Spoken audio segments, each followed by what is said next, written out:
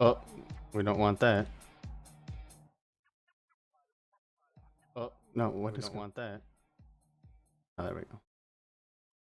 Oh, no, what is want that? Oh, there we go. No, what is want that? Let's change that and that and that. Okay, now we're good. Don't need a ban on day one. All right. Welcome back to the stream. Oh, I got low volume. On what, my mic? Check, check, check. I'm almost in the... Okay, I was gonna say, I'm like right in the sweet spot. Not peeking right in the red, so... Should be good. Should be set. Let's get the volume back for Microsoft Flight Simulator. All right. So it's been a hot minute. As you can kind of see, we changed some things up. I kind of moved, as pilots usually do. I bought some lovely lighting system. As you can kind of see, the curvature. I got a new monitor, like an idiot. Got a DSLR camera.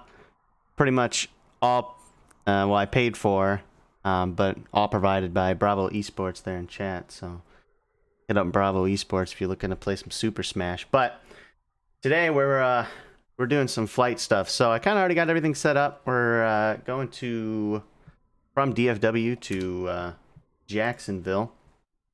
And let's go ahead and turn on Pack X here. Let me see here. That way we can get pre-boarded. And let's see, where did I put that thing at? In my, yeah, here it is.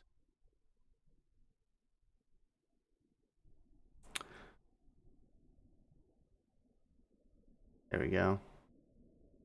Alrighty. So, let's see. Start flight. Next. You guys can't see this. Let me see if I can.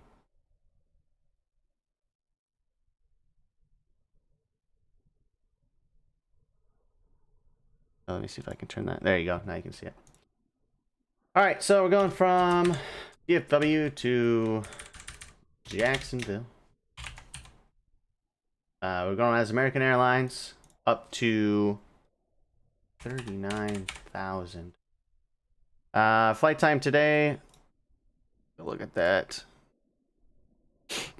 Should be an hour and 50. 55, play it safe. Time until takeoff. We're going to take off in about 5 minutes. We're going to be a full flight on the A320 Neo. Cool. All right, so guess we'll throw on some Wi-Fi for this flight. Oh, you're right, dude. My favorite. Good call. That probably looks a hell of a lot better now, doesn't it?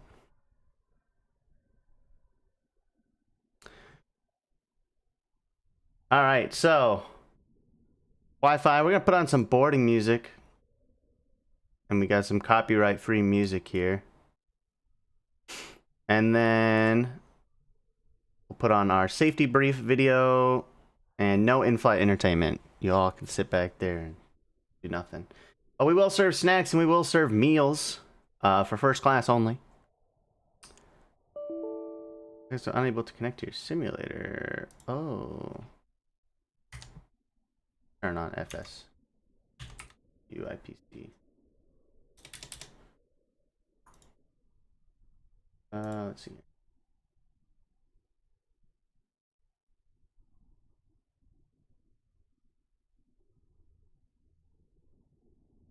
There we go. Let's see.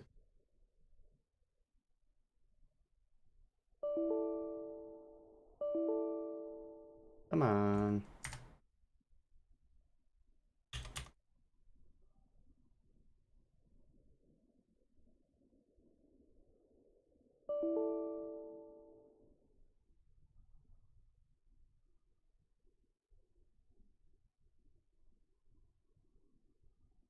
There we go. I think it started. Yes, it did. Cool. Lower the ISO by 1 step. Hold on.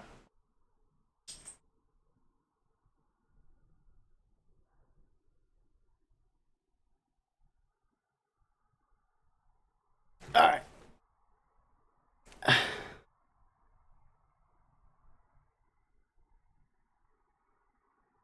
Let me know how that looks.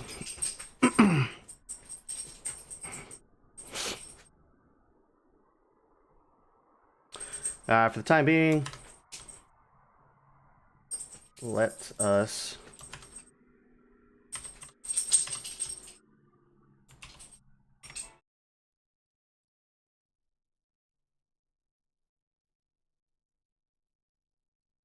so obviously the sound is not coming to the right spot.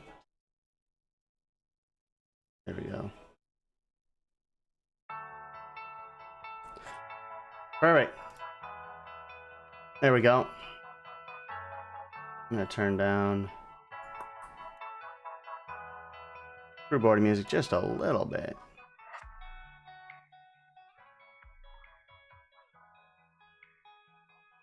Turn them down just a little bit.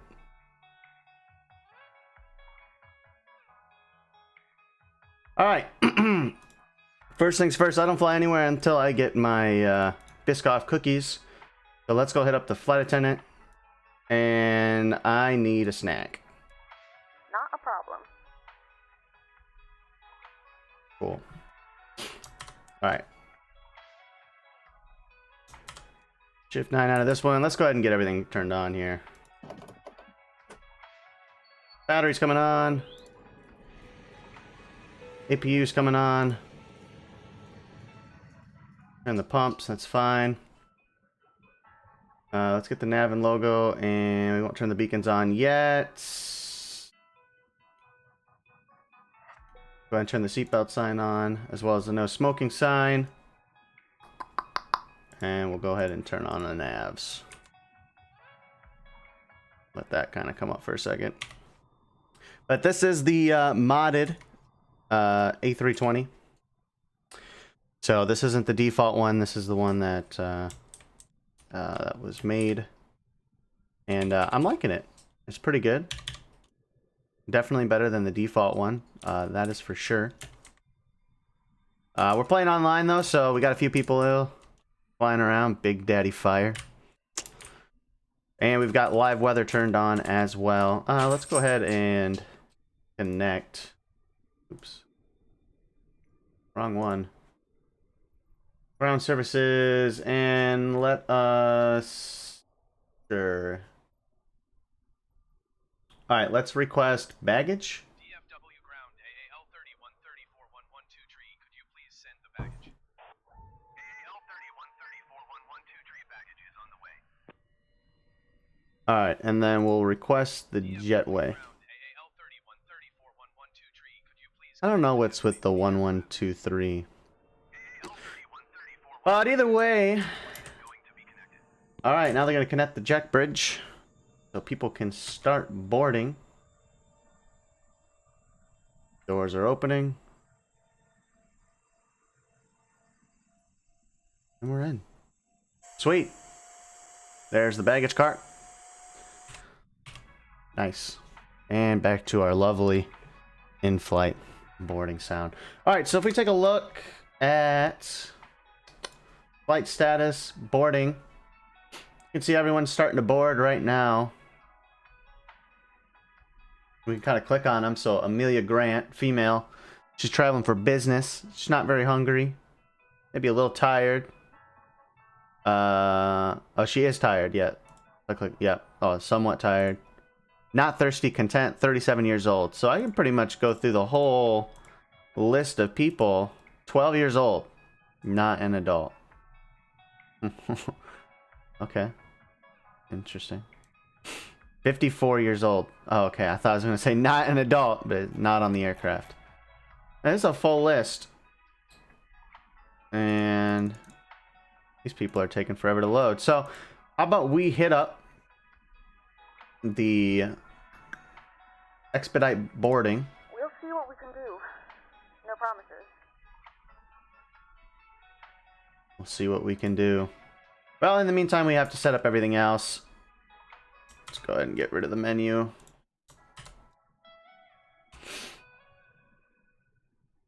All right, so we'll clear out the MCDU. Init page. Cost index is going to be 50. And we're going up to 390 today. Sweet.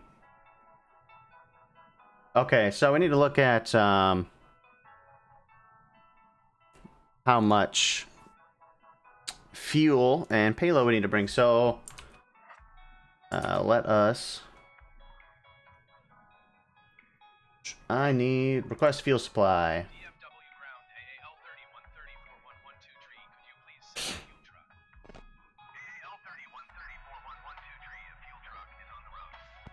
And they on their way.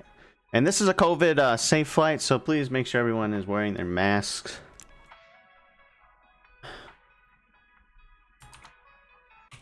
Failure to do so, you will be terminated from the flight.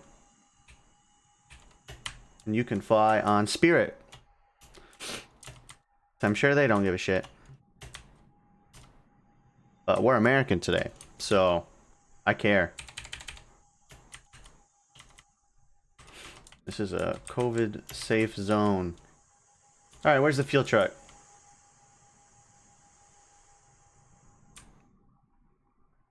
I don't know.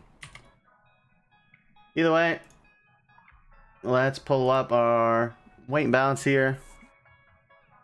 And we need 18,000 pounds of fuel. We're just going to slide this dial down a little bit.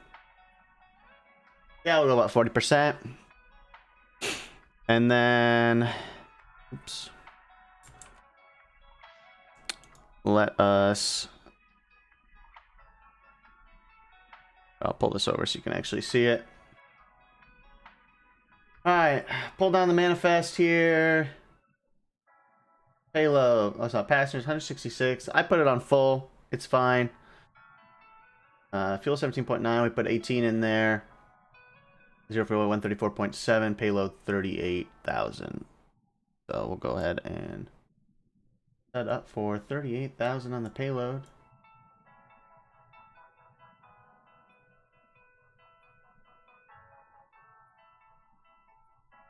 $39, $38. Looks good to me. All right. Oh wait. No.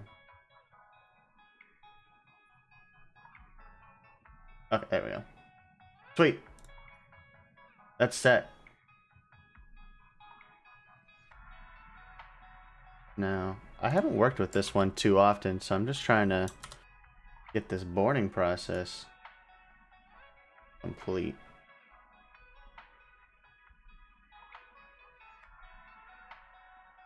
Alright. So what I'm going to do here now is I'm going to make an announcement. And so I'm going to be muted for a second. That way you guys can hear what it actually sounds like through the game. So one sec.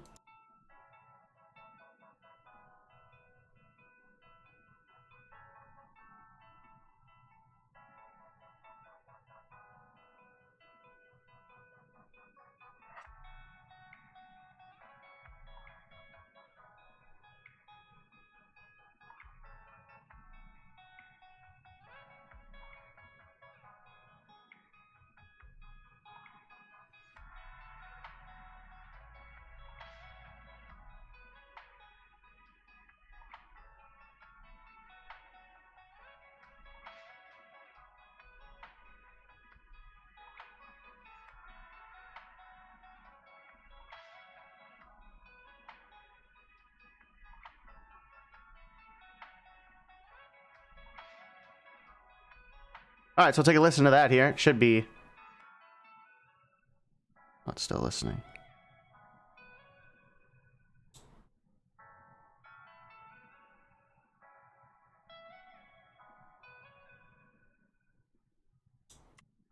Stop listening. Did it stop? All right. Oh.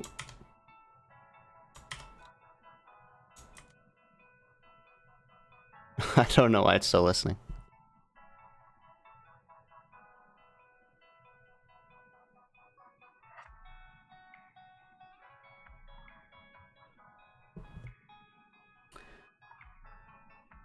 Okay. Well, that is oh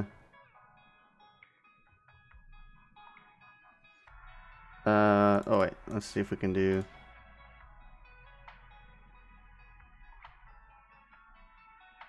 flight boarding. What is going on? It's like listening to something.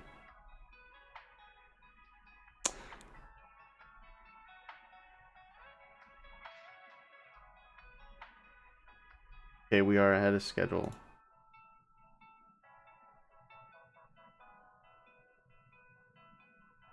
Can I not get out of this thing? Do I have to restart it? What's going on? You know, I had this whole nice announcement thing going for you guys, and then now it just wants to poop on me here.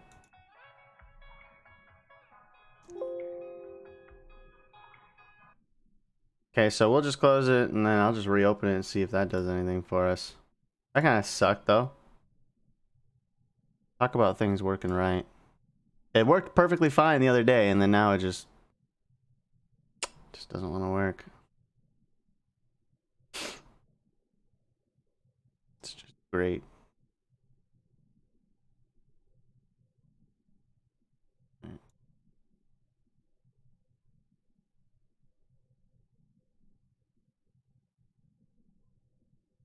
Let's see here. It wants to open up in the other window, but I want you guys to be able to see it, so we'll open it from over here.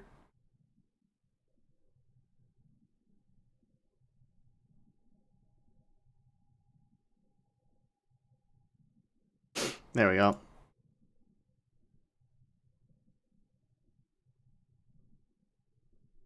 Nope. Still try to do it anyways.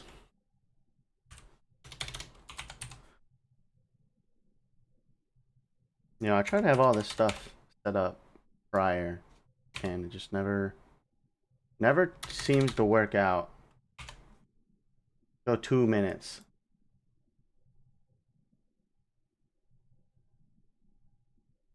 Boom, boom. Actually, forget the safety announcement. We'll put on the safety brief, though.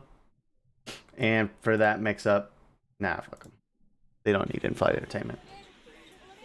Oh, it sounds like I still gotta turn down the...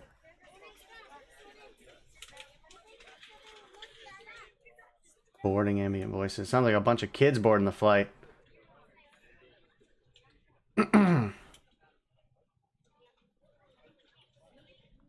Goodness gracious.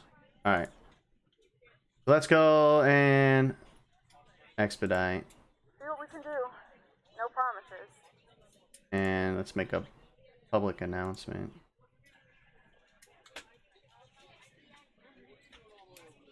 Let's see if this will work this time. If I...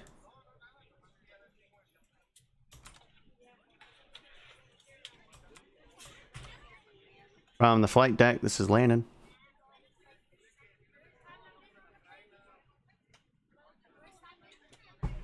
From the flight deck, this is Landon. So that one worked now. Cool.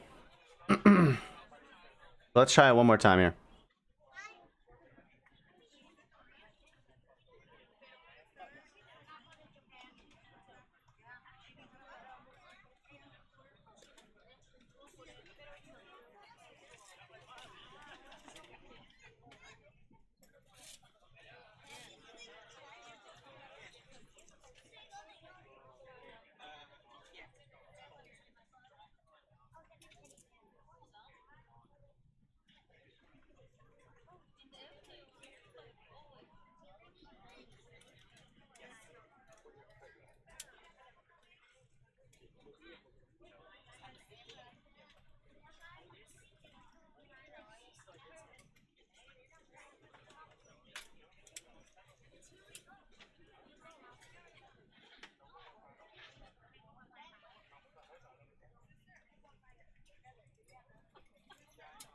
I don't think it's gonna do it.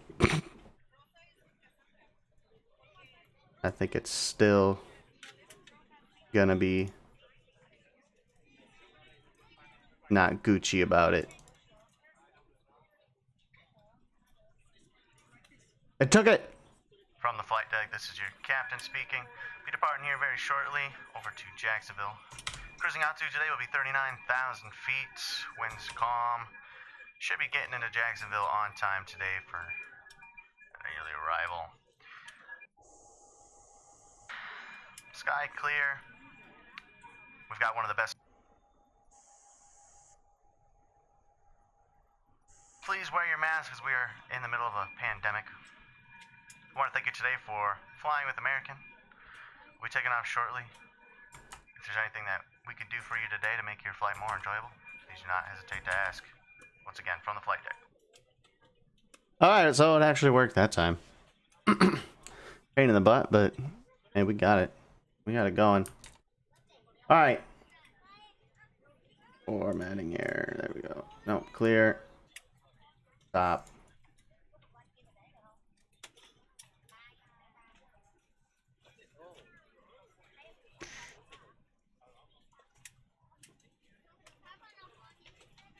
Uh, 18 point.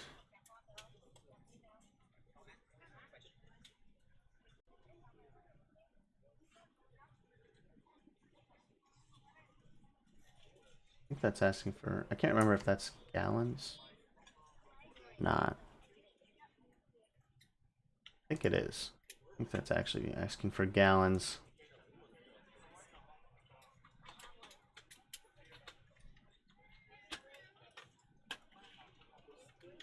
Maybe not.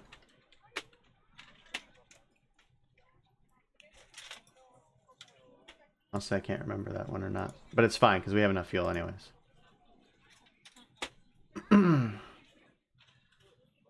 Alright, put in our V speeds. And the laps, we're gonna go 1.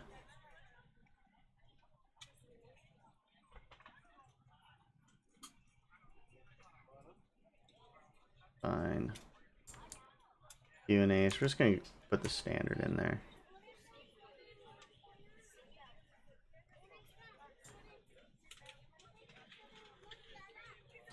And I could look like I've got 4 flight pulled up, but I actually just don't care. We're gonna put 50 degrees. I don't really know what the winds are, but MDA-DA is usually 200, so we're just gonna slap that in there. Cool. Look at the flight plan real fast. Boom, boom, boom, boom, boom, boom, boom, boom, boom, boom, boom, boom. Yeah, it looks pretty good to me. That looks just fine. Cool. Let's go over to the plan page. Just make sure. Yeah, that looks pretty good. Sweet. All right, with that, let's turn on the beacons. And let's just start to... We're going to start going here. Let's go ahead and hit up ground.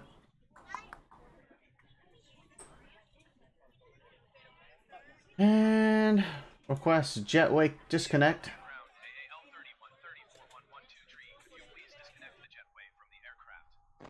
So they're going to start pulling away now. I remember back when I used to be a jetway agent, I almost hit the plane once because when you pulled it back or whatever, someone reversed the controls on it, like inverted controls on a joystick. So when you pulled it back, it lurched forward, and I was already connected to the plane, so it kind of like slammed forward, but I stopped it like right in time. That would have been bad. Would have been really bad. All right, let's go back to... Oh, let's listen to the ATIS.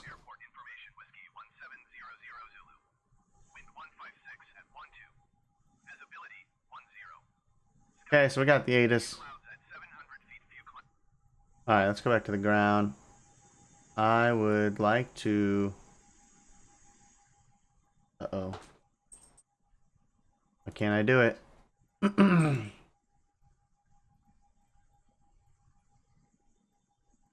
Why can't I do it? I can't request pushback. This isn't good. What if I make the co-pilot assist comms? Oh no. Bravo Esports and JBravo on the same chat. Alright. Let's try this from inside. Back to clearance. Alright, so we're going to pick up our clearance from ground for clearance delivery.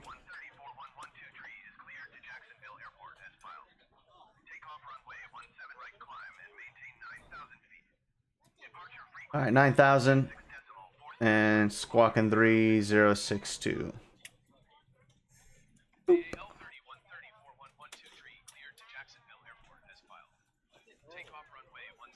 3062. Enjoy the double. Wow, thanks, bro. I appreciate it. We're just having a good time. All right, ground 121.65. Cool. Now, hey, there we go. We can do pushback. Okay, well, I'm gonna take away your man's comms because you already tried to push me back.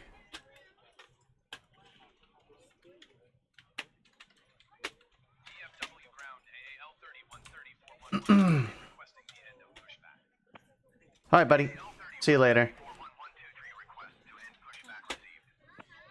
All right, let's take a look to see where we're at.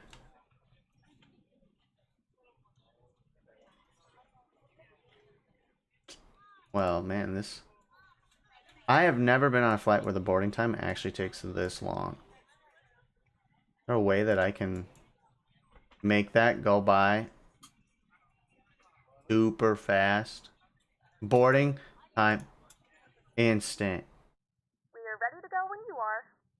We'll make it short, but they're done now, so that was not realistic. Ladies and gentlemen, I would love to welcome you aboard our flight. When you find your seat, please be sure to place your larger carry-on items in the overhead bins and smaller items underneath the seat in front of you. Now we can listen to the Unless flight you're in attendant. the front row, please place all of your items in the overhead bins.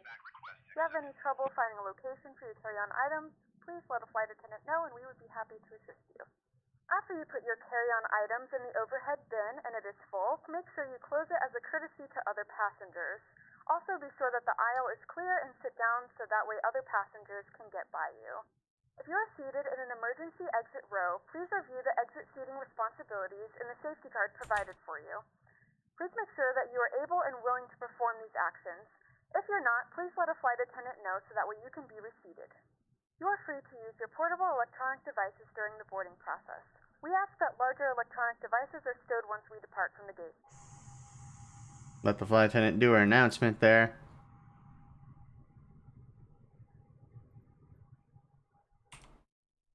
Good morning, ladies and gentlemen, and welcome aboard Flight 3134 with service to Florida. Our flight time will be roughly 1 hour and 41 minutes. Please note the cabin door is now closed. We ask that you make sure that all devices are in airplane mode and your larger Wrong way. devices are now To the set left. down and stowed. If you have not already, please fasten Ah. your seatbelt and verify it is low and tight across your... To the left. To the left. Please. Stop. Go to the left. I need to get a better pushback mod. I actually kind of hate it. Ladies and gentlemen, please direct your attention to the screens for an important Alright, safety now I'm gonna do the demonstration. safety demonstration. We'll turn on engine 1. Hello everyone. Thank you for your attention. I It's time hate to the get you American ready for takeoff. Airlines. Frickin'. We know you have lots of choices, so thanks for choosing American. We're happy to be your airline. Now, if you'll just follow along with me, we'll be on our way.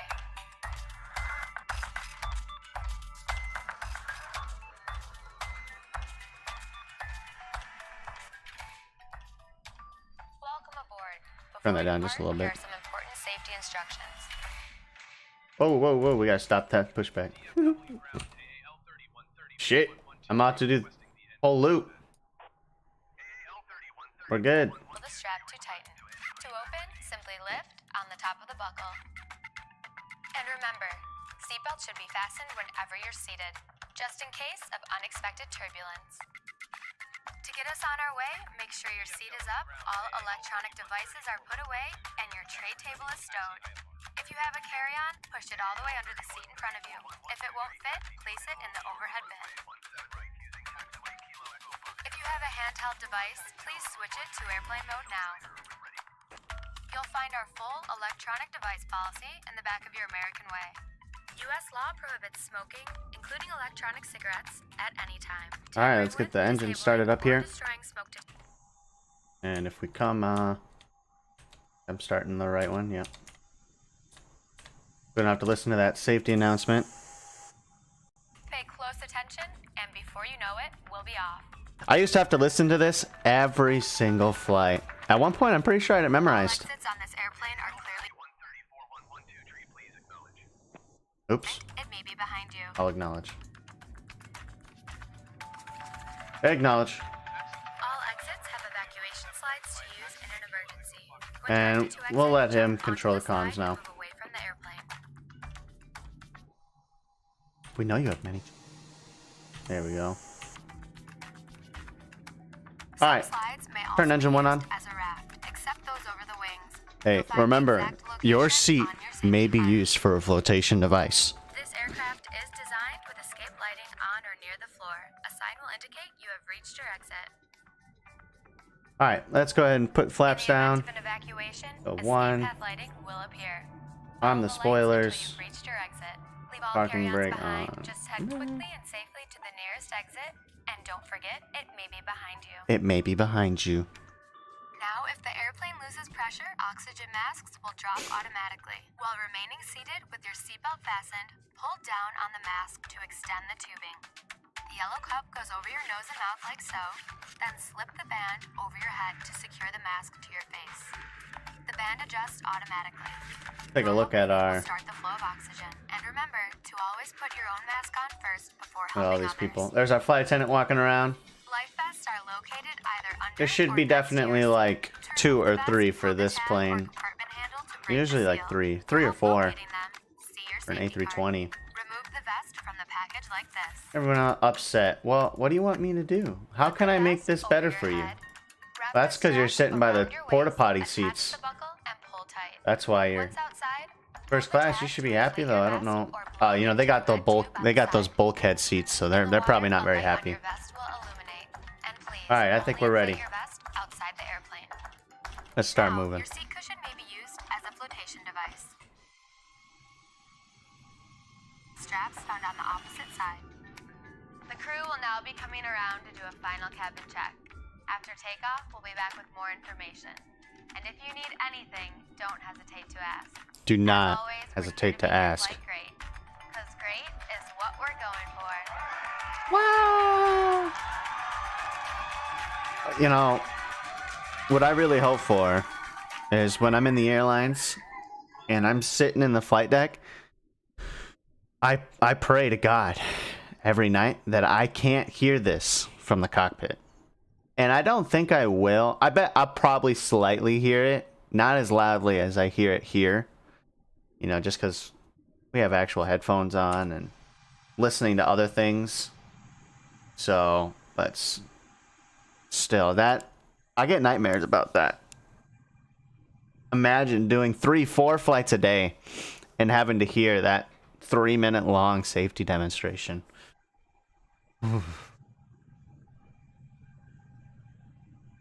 Scary.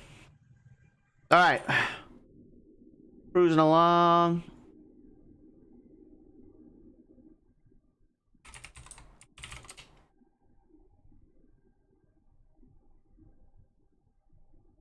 And we are just cruising.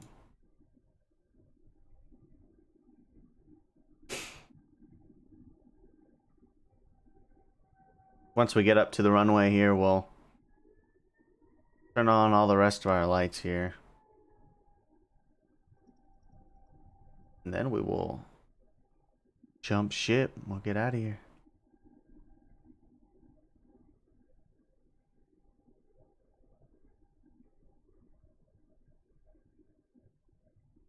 Should be a fun flight today, though. I think it'll be pretty easy. Nothing too difficult. And I got some new kind of Twitch overlays now, just for flight streaming. I think they look pretty cool. They look pretty nice. So I'll kind of go through you guys and show all the nice, cool things when it comes to that. Let's turn this back to... There we go. Actual standard. Alright, I think they wanted me to hold short.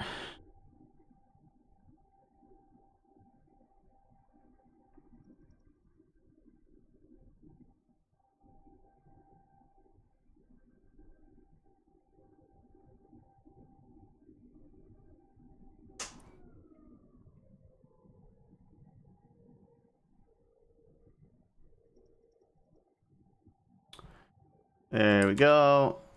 Come up here. Let's turn the strobes on. Don't need the wings. Don't care about that. Turn the landing lights on though. Runway turn off lights. Don't care. I guess I can turn this on. Let's turn off the master switch now. There we go. Sounds a lot quiet already. All the lights are turned off. Let's go and hit up tower. Requests. Take off. KDFW Tower AAL 3134 There we go. 123 at runway 17 right, ready for takeoff IFR to Jacksonville. Let's go, baby. AAL 3134 123 cleared for takeoff runway 17 right. Alright, let's... Manage comms is on, so I'll let you... Cleared for takeoff runway 17 right. Perfect. AAL 3134 123. Alright, let's do this. Let's go. Turn on arc mode.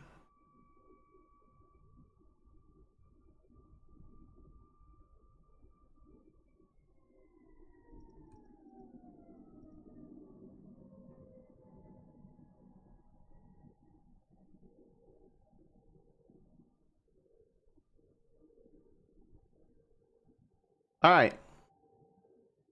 Bump it up to 40. Good, stabilized. Flex. Oh, it's set in toga. I don't know why. Whatever. Alright. Push the nose down. 80. 100. Let the nose not on the ground as much. There's B1. B2. The stick is super sensitive. Positive rate. Gears coming up.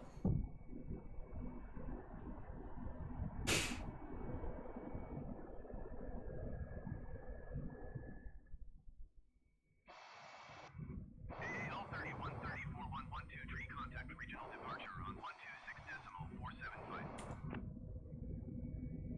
Going to 126.475 AA. Trying to set up different view here, but just not working out all that well. AAL 3134 123 is climbing through 1,500 feet for 9,000 feet. AAL 3134 123 regional departure. Continue to tracks as planned. Altimeter tree 0.27. AAL 3134 Turn the flight director on. keep speed below 240 knots. Yep, I can do that. Keep speed below 240 knots. Alright, AAL 3134 let's set this to thrust climb.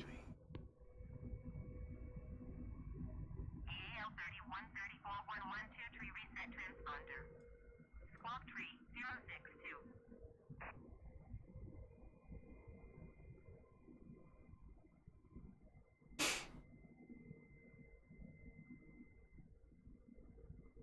See if I can set up. Oops.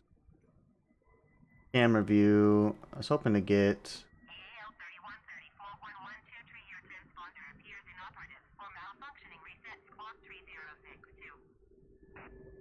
I walked 3062. Is it not on? Oh, that would make sense. There we go. Should be good now.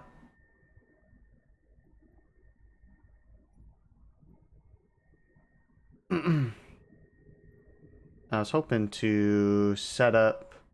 Let's try on autopilot.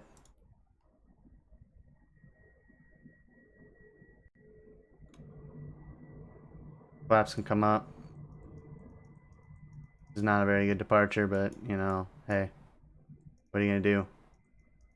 Set the speed to 250.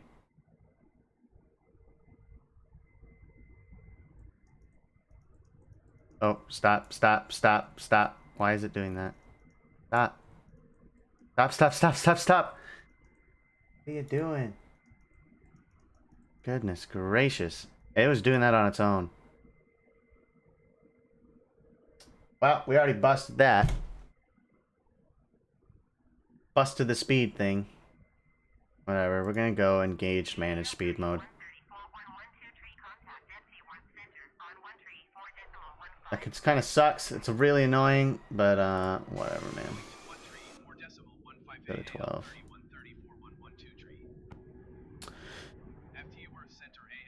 Goodness gracious. I didn't let the flight attendants know what's going on, but that's fine. I wonder if I can set this view.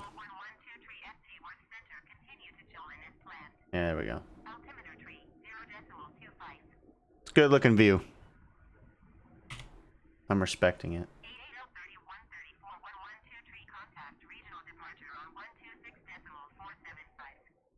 Did they give me a higher altitude? 126.475 AAL 3134.112 tree. Regional departure AAL 3134.112. Yeah. Let me climb above 9,000. Ladies and gentlemen, we are now passing through 10,000 feet. We're not passing through Turn on your 10,000. larger portable electronic devices. Alright. As a reminder, please keep your seatbelt We're fastened going when up to seated and do not congregate in the galleys or near the 3.9. lavatories. This aircraft is I don't care equipped with what this onboard woman Wi-Fi. says. If you wish to connect to the Wi-Fi, you will be required to pay a small fee. We do offer complimentary in-flight TV thanks to our partners. Connect to the Wi-Fi to find out more information.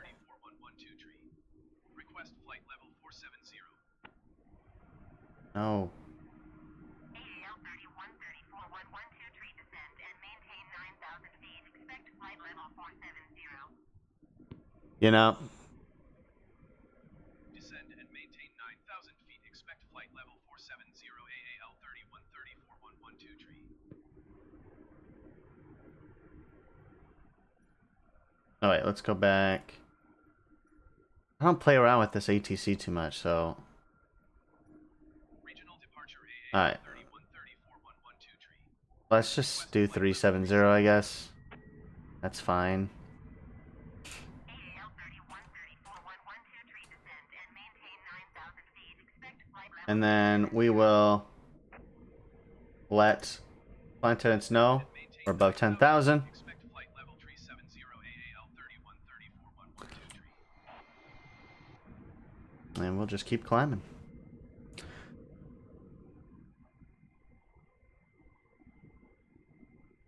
Not looking too bad.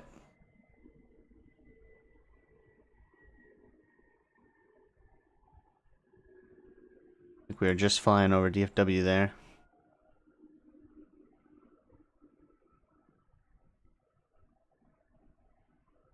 Yep, that was downtown Dallas, right over there.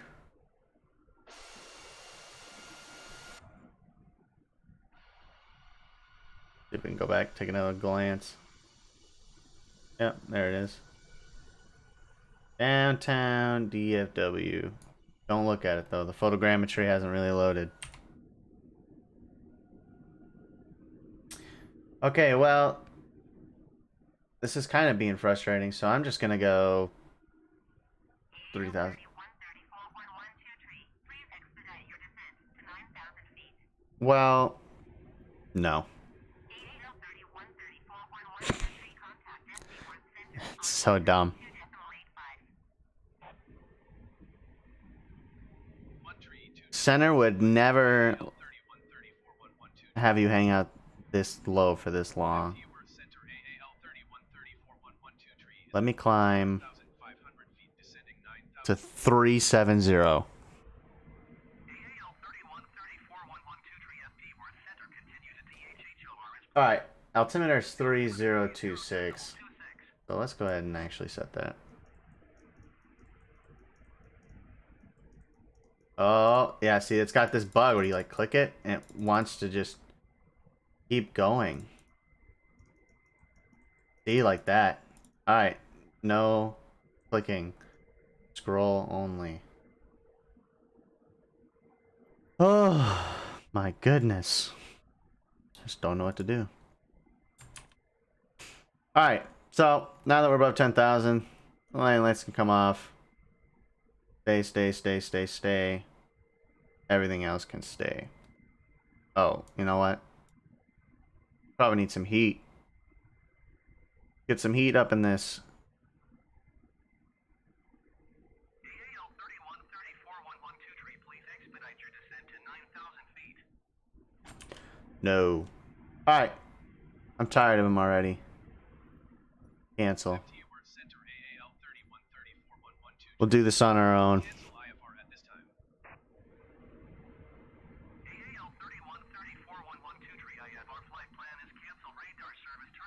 I love how the plane just shakes so much. Like it's just wobbling all over the place.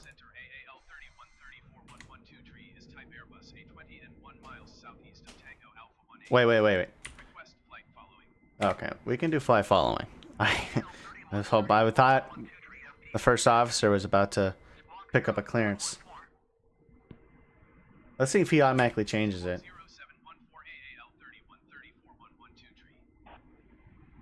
He did. Very cool.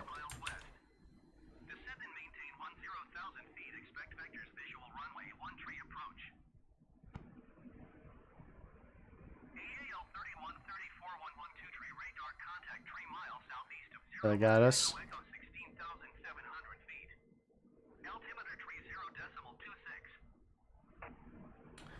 30.26.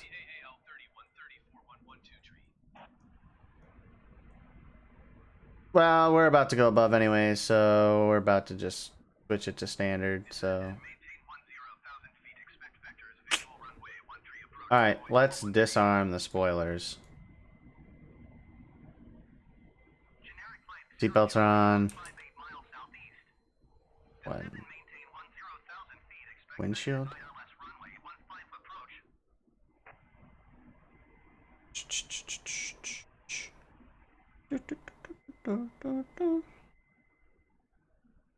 Ventilation's fine, blah blah blah blah.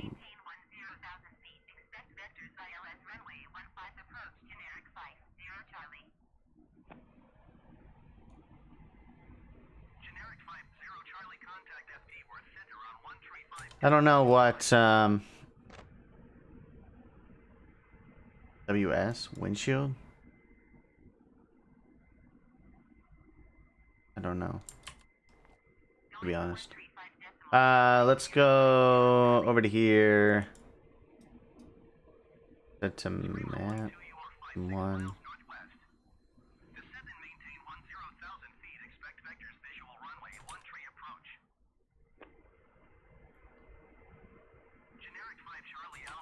I think that's how you do it.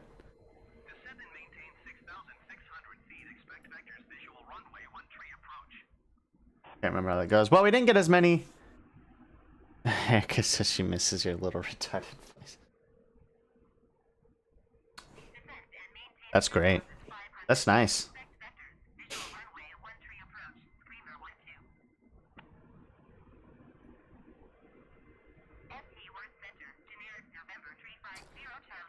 I think what I'm gonna do is actually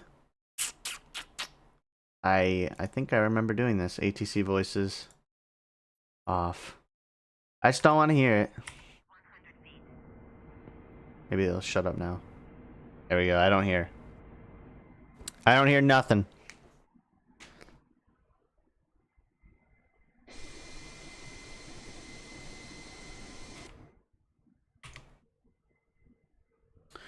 Climbing on up. Climbing on up. Let's check on our passengers.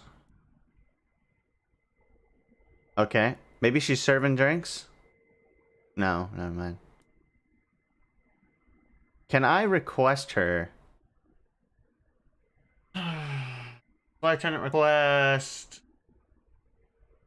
Drink. You got it. So does that mean she brings me a drink? Today is her 10-year anniversary at USAA. What a shame.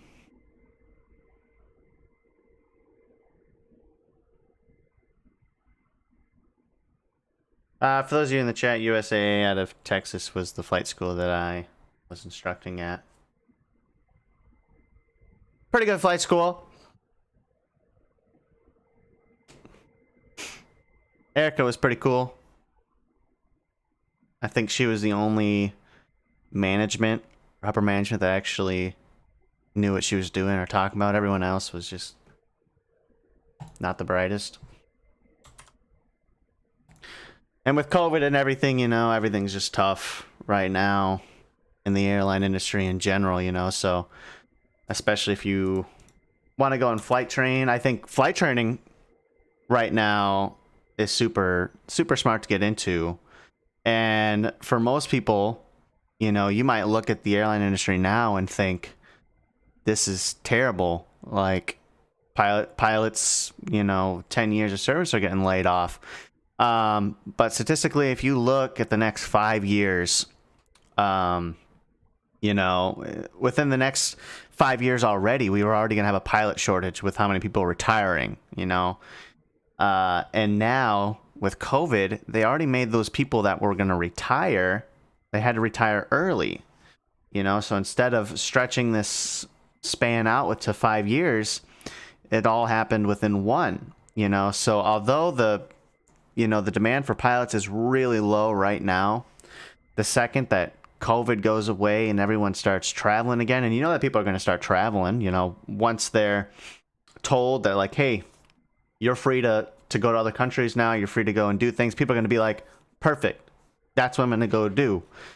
And there's not going to be enough pilots, you know. So then there's going to be a major pilot hiring, and this is the way that it's always just kind of been. You know, most 10-year pilots, you know, from the time that they start into their mid-20s to the time of retirement, maybe see like 4 to 5 different, you know, furloughs. And it's always kind of the same thing. So, you know, I assume that within the next 5 years, I mean, there's going to be a major pilot shortage that they're going to be hiring for. So if you're actually starting training right now, I think that would, like, right now is the prime time to do it. Because I think once you start now, you finish all your ratings within a year, year and a half. Flight instruct for another year, year and a half, 2 years. You know, you'll be set up for a really good spot to people kind of transition and jump into an airline if that's what you're looking to do. I went the 135 route. I mean, I just couldn't instruct anymore. It was, I loved instructing, but it was just very deteriorating. Especially after doing it for so long, it's just too much. Too much. But yeah, if anyone's looking to go into flight training, I definitely recommend it right now.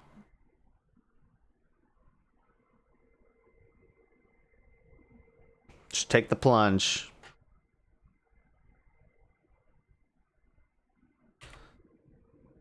So then someday you can go from this view to this view. Well, actually, you'll probably go to... what keybind did I set it for? This one? Yeah, you'll probably go to this view first. This view. And then this view.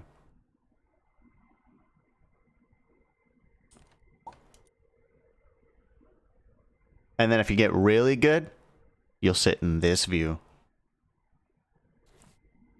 which is like the flight deck. Erica said to jump on her LinkedIn and tell her how much you love her. I don't know what she wants to hear. The thing is like, I have two different, I guess, statements for USAA. The good one, right? If I'm recommending USAA to people, or the bad one, where I talk about the management. And I'm really, really, really glad I got out of there prior to COVID, because, I mean, I still talk to a lot of the flight instructors out there, and it sounds like it's a disaster, to be honest. It sounds like it's a disaster.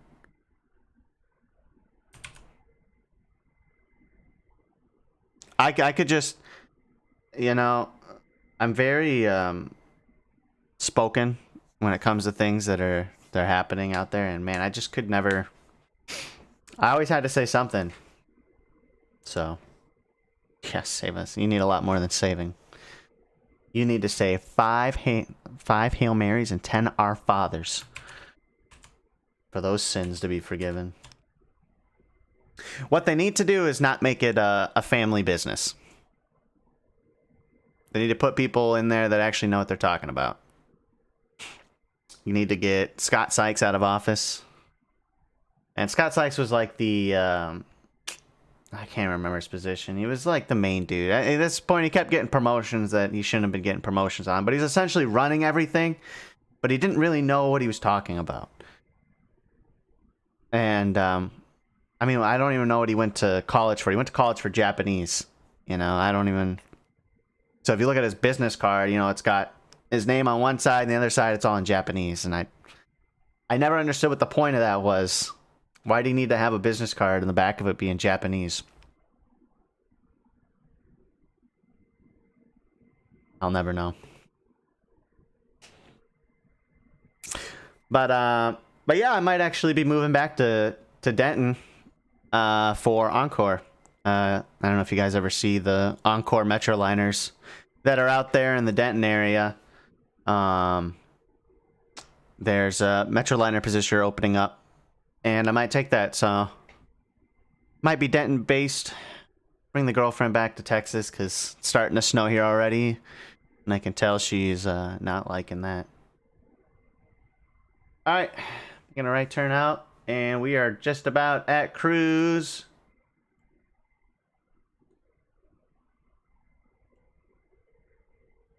I don't remember what I set.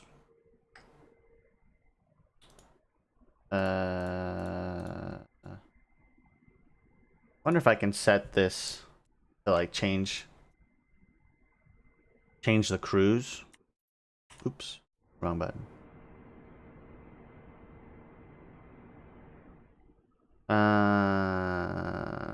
No.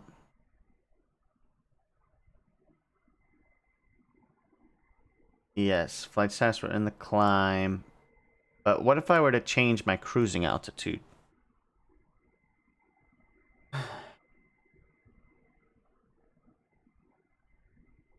Oops, not common, not common, not common. Actually, for this one, we're going to do never. So the incident frequency sets it to where it's pretty much like, oh, sir, someone's having a heart attack. We need to divert. And we ain't diverting, baby. We're going to Jacksonville. If anything happens, they can make it. Seatbelt sign assistance. I don't know what that means.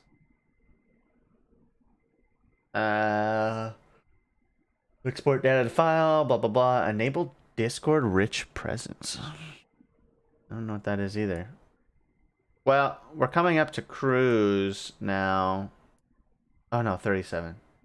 Yeah, we still got a ways to go.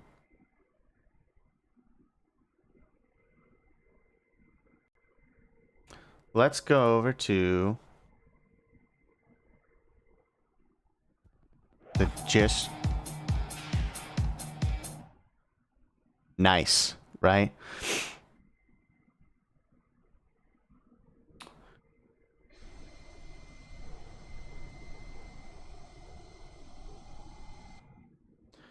There we go. Do a little window view. Hey, tell Leighton to make some more music. I would love that. I actually like that it's 4.5 minutes long. That way I can start it as my intro song, and it's like the perfect kind of intro transition song to jump into. So it's really nice, actually.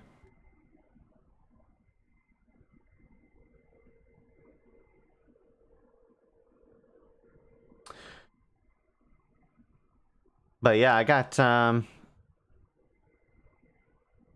new screens or whatever just for Microsoft Flight Simulator, so I'm kind of liking this one.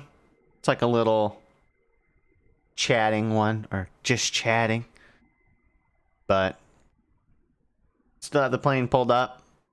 See the live chat going. Background of it changes. Not a bad time. I actually got to go fly today for real. At 3, so have to do that for a bit. been going to Valentine, Nebraska, as well as Winter, South Dakota. And the route's kind of weird. I mean, I like flying cargo. It's easy, and the passengers don't scream at you, you know, if you hit turbulence. But, you know, I get into Nebraska at like 8 a.m. I get up at like 5:30. Depart around 6:30. And, excuse me. Usually get into winter about 8 a.m. And then I sit in winter from 8 a.m. until like 6 p.m. is when I go back to the airport again. So from like 8:30 till 6 p.m. I sit in this small town, population of maybe like a few thousand, if that. It's terrible.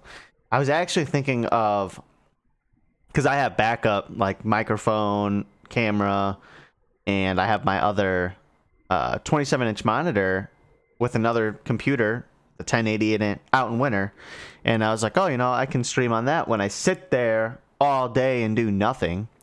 But then I realized that the internet is absolutely terrible. My download speed is 1.7 megabytes a second. You know, so it's atrocious. To download anything, it's like you have to leave. Like, I'm not there over the weekend. So what I'll do is that Friday that I'm there, whatever I want to download, I'll start the download, and then I just pray that by the time I come back Monday night, Tuesday morning, it's actually done and my computer didn't, you know, shut down or restart or something like that. Because, yeah, then I just get screwed, which kind of sucks. But another interesting thing with this game, though, is like I love how you can always see, you know, the runway lights here, or the approach lighting system. You know, the rabbit. Is what we call it, the rabbit. But in reality, shit, I can never see that stuff until I'm like less than 10 miles out. Even more so, my home airport is the Sioux Falls Airport, and I always come in at nighttime, and they have the whole airport lighting turned down so soft that when I come in to land, I literally cannot see the runway until I'm on like a 3-4 mile final, because the lights are so dim. And it's kind of like not in the middle of the city, but it's like right on the edge of the city to where there's still a bunch of lights everywhere, so they just kind of all mix and mangle, and it just sets up for a terrible time. A little tired today, though. I had a long night after the gym. But yeah, I'll be changing the stream schedule now. If you look at my stream schedule right now, that was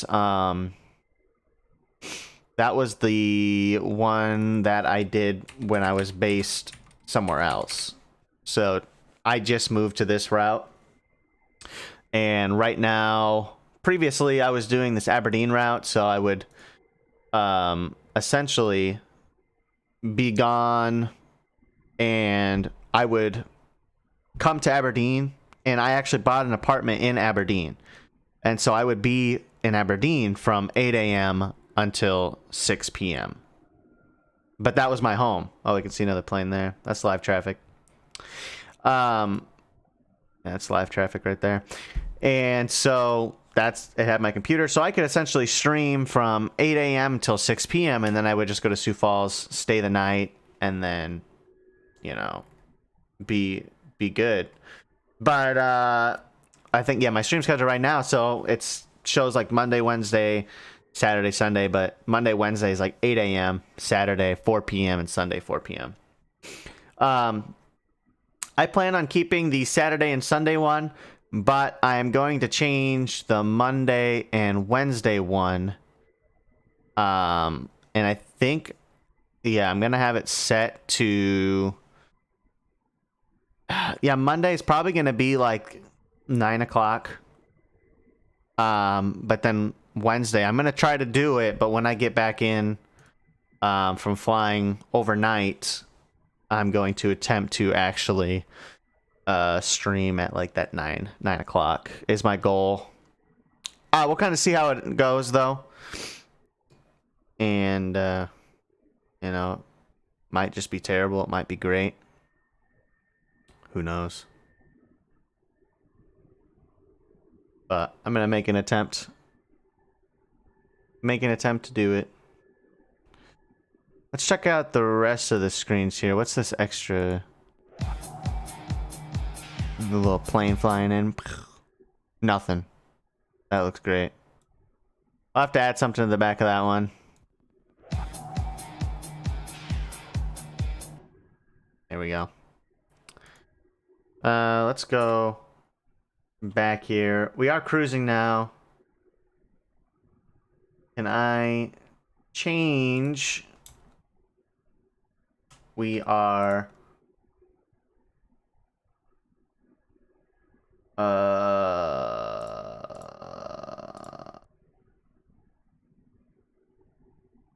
can I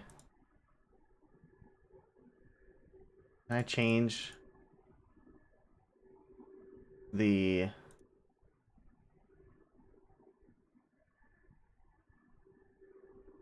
oh my goodness. How do I set it to cruise?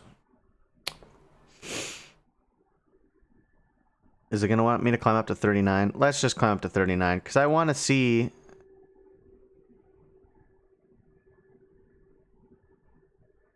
I want to see what the flight attendants do. Oh, okay, there is 2 flight attendants. I was gonna say that would have been kind of bad. That would have been a whole lot of flight attendants for, I mean, 1 flight attendant for an entire plane. It would be cool if these first 4 or 5 rows like showed a little bit bigger of seats. That way they were actually like first class. I think that would be really cool. Oh, I can rotate it. Okay, cool. I didn't know I could do that. Is this person's going to the bathroom? Does it say they need to go to the bathroom? I don't really know. It's a full flight though.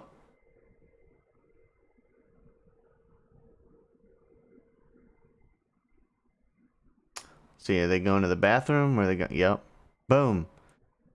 Let's see. Does it make them a little bit happier? Why are they upset?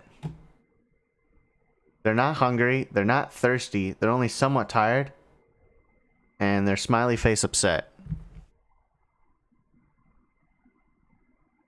I don't know what I'm doing wrong. Although I don't really know what I'm doing right. Viewing cabin level 1. So if this is like on the 7-4, maybe I can see another level. Cool. Wish I could see what the flight attendants were. Oh, you know what? Let's see if I can just turn off the fasten seatbelt sign. Actually, the seatbelt sign is off. I don't know why this person was walking around.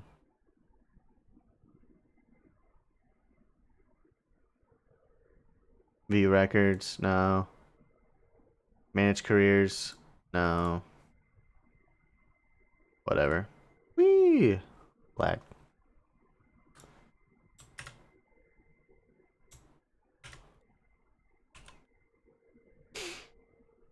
Alright, we're coming up to, I think what I set in the altitude was 39. But I'm not 100% positive on that one. I just want to hear what the cruising is.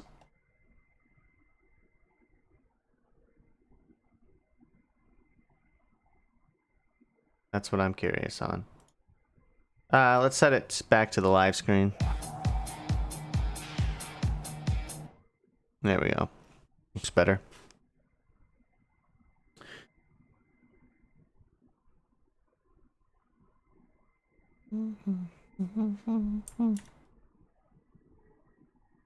Alright. So now it's starting the cruise out.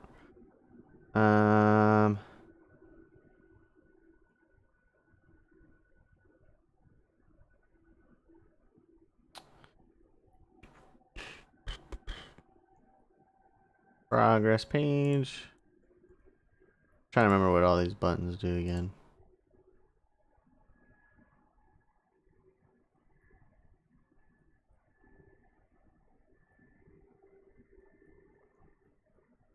I don't really want to activate the approach phase.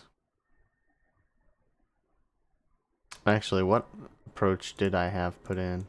I think we put in the ILS, or is it the ILS for 1-4? Don't remember. I think so.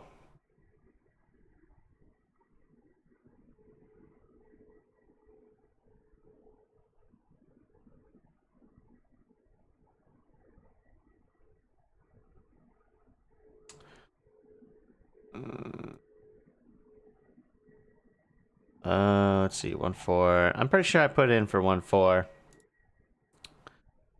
Let's pop up. In a few moments, we'll be starting our in-flight Oh, there we go. Please look in your seat back for our menu, and one of our crew members will stop by shortly for your order. So you kind of have to make sure that whatever altitude you choose as your cruising altitude is the actual altitude that you go to, or else it's just not going to do it. All right, ILS 1-4. Pull that up real fast. The OTAR, so our intermediate fix is ORTAR at 2000. So let me just see if it does. So it's got ORTAR and signing. So I did load the approach. Oh, I guess I can see that right here at 2000. And then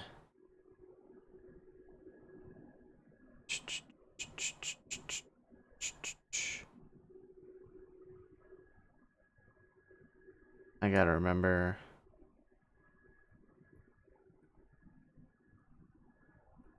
Don't remember that.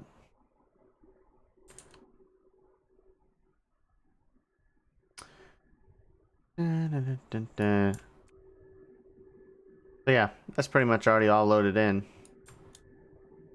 Pretty nice. Oops, oops.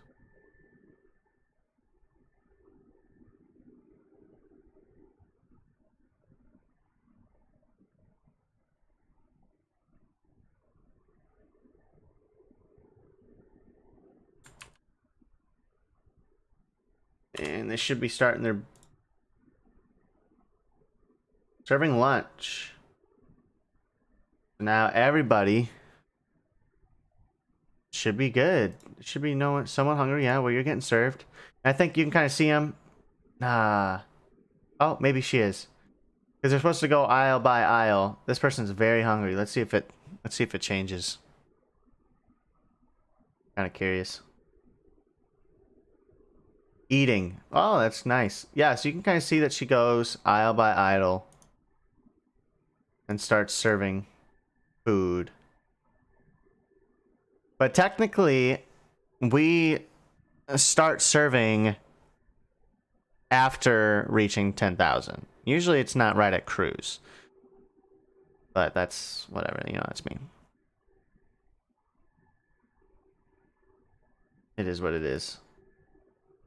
And I don't know what this flight attendant's doing. Usually this flight attendant will come here and then they'll work like this row. Like, well, this one will work this row, this one will work this row, and then they'll move over. Then they're getting like 2 rows down in one. What's up, Malicious Fave? I think you're streaming today too, aren't you? What do you think of the new setup? Looking nice, lights looking good. I think the hue lights are looking pretty tasty. We'll let the flight attendants do their thing there. Go back to our little wing view.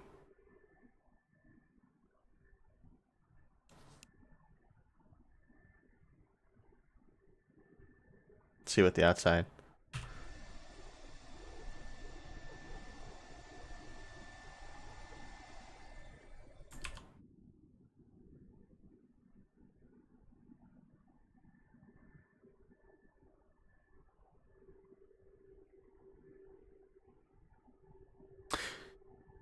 Yeah, everything's nice. You kind of see the curvature of the whole monitor. It's pretty big. It's nice. It's a little big for one man to handle though. But I am liking it. I think it looks nice. It's looking clean.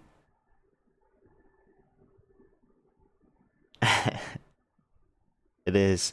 And before, for the longest time, I couldn't figure out how to stream with it because this is like a 5140 by 1440.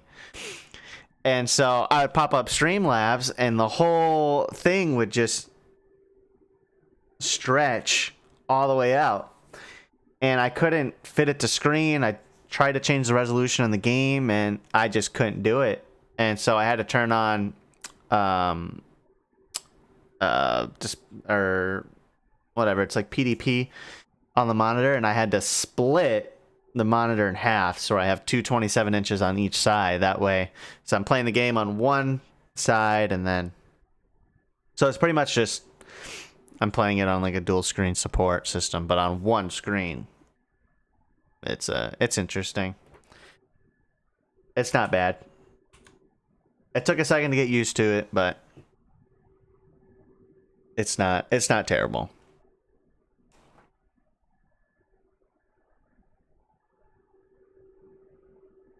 Alright. Still serving lunch. Let's go ahead and see if I can make another. No. Don't play that. I have one poopy monitor and one nice one. Yeah. And that's all you need, really. Like, obviously I love my monitor just for general play, and it works nice for streaming as well. But I mean, like, you only need really one good monitor, and the other one can be whatever poopy.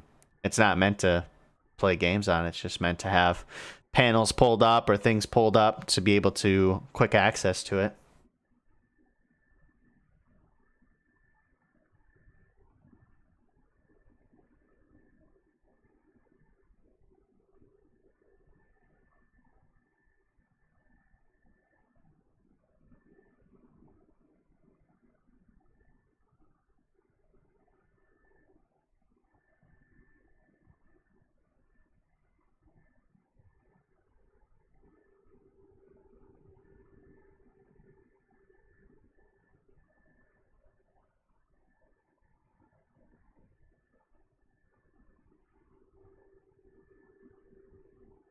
All right, so yeah, let's see.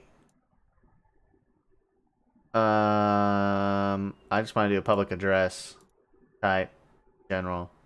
And from the flight deck, this is your captain speaking. There we go. Cruising off now, 39,000 feet. Fasten seatbelt sign is off. You're now free to walk around the cabin. I wonder if I can hear it Please from. still ask that you wear your mask at all times. If you use the restrooms, please make sure that you wash your hands and just keep the area clean. And once again, I'll let you know when we're starting our descent. And then sit back and enjoy the flight. Wow. $30 of an investment right there. Yeah, PAX is pretty nice. I think it's cool. It adds more immersion to it.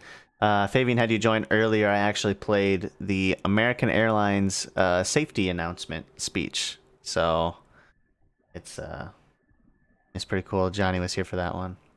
But yeah, it's not bad. There's lots of things. I can even let's say there's like delays, diversions, expedite, cabin for like emergency landing, seatbelt sign is off. Let's say I want to do flight attendant requests, and let's say I want a drink. I'm thirsty. All right. She gives me an all right. Brought me a little drink. Not bad. And then, yeah, of course, I can see all the passengers. And it looks like everyone's fairly content. They're content. I wonder if anyone is, like, sleeping. Somewhat tired. Tired. This person is tired. Not tired. I was hoping to click on somebody and be like, sleeping. Because most of the time, everybody here would be sleeping. Or maybe it has to do with the day, the time of the day. I don't know. Maybe if I did a night flight, maybe everyone would be sleeping. Flight attendant's just chilling there. What's wrong with you, buddy? You're eating, you're drinking, you're annoyed. Why? You have the window seat. Oh, it's because you're a 49-year-old female. Never mind. Absolutely, dude. So you don't know this, but they have this panel pulled up. Where's this guy going? Oh, he's going to the front lavatory. This is what pilots do. They just, they look in the back, and they look and see what you're doing. They know exactly how old you are, and... Johnny sent me a picture of, let me see if I can say it. But he's essentially got both streams pulled up. That's funny. But yeah, we actually do get a manifest, and on that manifest, it tells us your name and where your final destination is. So I can always come up to you during the flight and say, "Oh, Mr. Williams, what are you doing in DC later this evening?" You know, so I would do that sometimes if I knew that the plane was going to be late getting into somewhere. You know, I would look at people because then I can see like their connections. I better see you on WoW tonight. Hey, Chad, you better help me then. I saw you tweet about Shadowlands, whatever. Room clean, house clean, computer clean.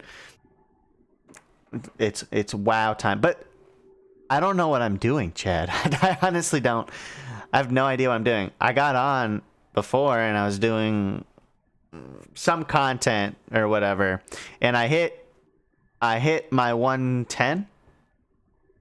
I hit 60. I can't remember. No, I'm at 50 now. I don't know. Whatever. I was at max level prior to Shadowlands. I was capped. And then I was just like, well, what do I do now? And so I just kind of like, I browsed some things. And then everyone's just like, yeah, don't play. And they're like, yeah, don't play until the expansion. There's nothing you can really do. New expansions are better because everyone goes together. Yeah, but what do you mean by everyone?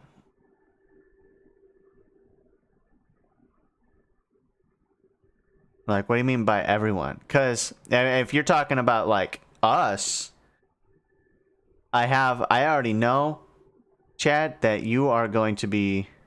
Oh, everyone needs to level from 50 to 60. Yeah, I mean, that's true. Okay, but for me, in World of Warcraft, that's like the easiest part of the game. Is leveling. It's everything else that I don't know what to do. Or like what content to dive into, you know, or anything like that. It's like the same thing if you were going to Final Fantasy, you know, and you go into Final Fantasy and you beat the main story and you're at max level, and then you go, now what?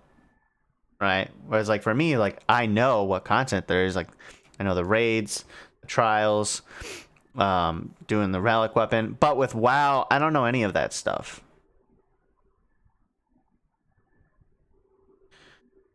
And so, yeah, when I finished, or when I got to max level cap on BFA, it's just so confusing because I don't know what's like the main storyline compared to like side quests. You know, so I'm doing all these quests and I'm like, is this a main story quest or is this a side quest? Or am I not even doing anything right? Expansions are a full reset? What do you mean? Expansions are a full reset.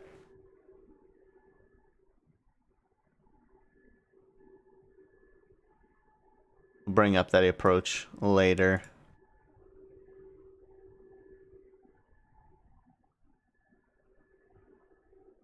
Yeah, I don't know. I mean, I'm looking forward to it, but the problem is like, I get so bogged down. I jump in, right, and I look at everything, And if I don't immediately know what to do or what I'm doing, I just kind of like give up, right? Because it's like we don't have that much time in the world to play games like we used to do.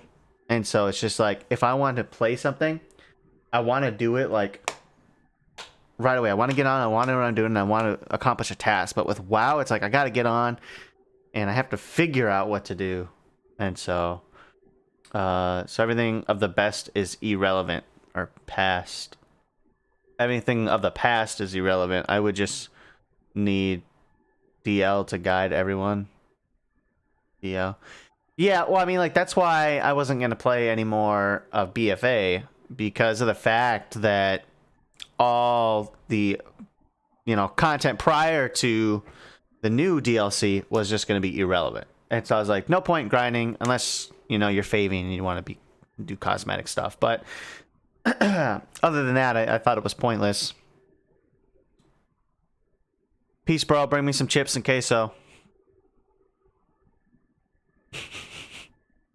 But yeah, you'll have to, if I'll jump on chat. Trust me, I will, because obviously I'm still paying for it. But you're gonna have to help me, bro. You have to tell me what to do. The problem is with you though, is like, when does it go live? Doesn't it go live like later tonight or something? 5 p.m. Damn. Yeah, so like I go to work at 4 and then I'll be back at like 9.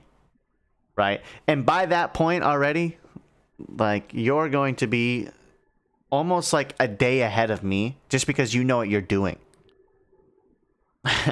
Right? So like that 4 hours that you spend in gaming would probably take me like 12 hours because I don't really know what I'm doing. But like I'm still gonna get on and I have to level 6 characters. Oh, speaking of which, I do have those tokens. I don't know if I should use those level tokens or they're just sitting there. I mean, I can save them. I got no problem with that, but you're a different kind of breed for 6 characters. I don't know. Maybe just World of Warcraft just hasn't hit me all that much, just because it's just like it's just so new to me still that it's just kind of like I get just so overwhelmed with stuff that I'm just not sure what to do. So when I get on, it's just more of I don't know what to grind for. I don't know what to do. So that there's not like that urge to constantly get on and play. Right now it's just I think about WoW and I go, oh, what am I gonna do when I get on? And I go, I don't know. And then I just don't. Yeah, if I can show you the basics, then you'll feel a lot more comfortable. Yeah, I feel like that's probably mostly where it's at. It's just I'm not comfortable with what I'm doing, so we'll have to see. I'm not sure.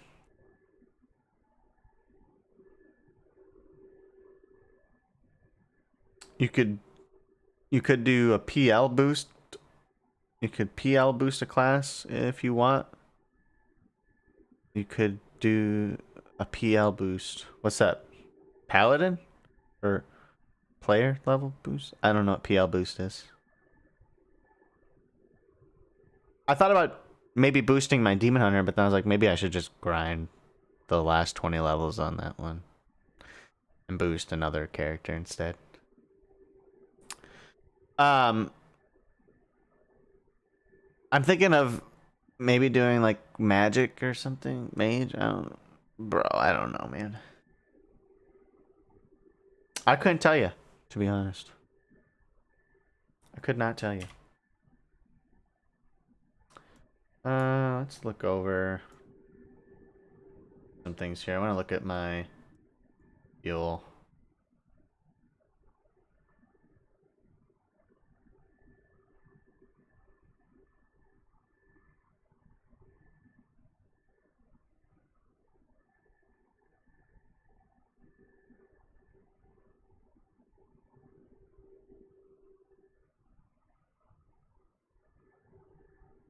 Any way to learn the FMS easier? It's confusing.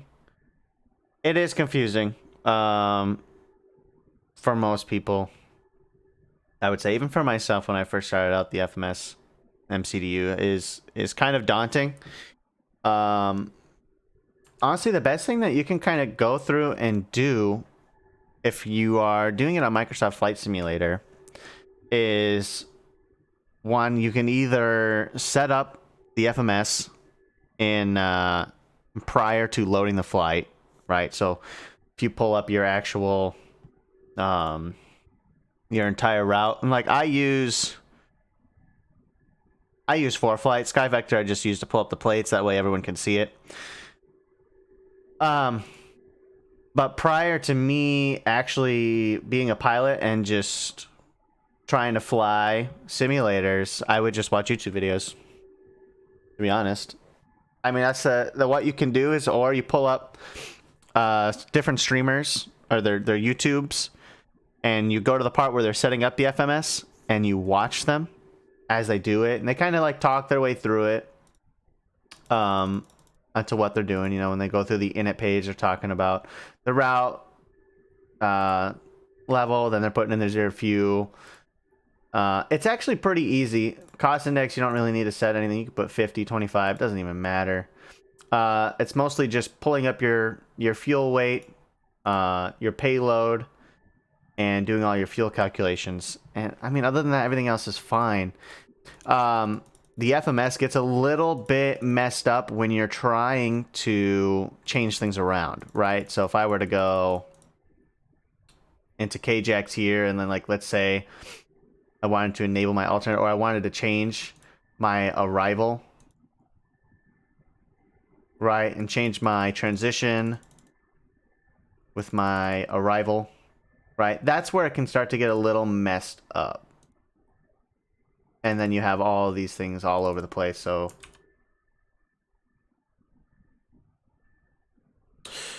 but yeah, I would just say just kind of watching some YouTubers.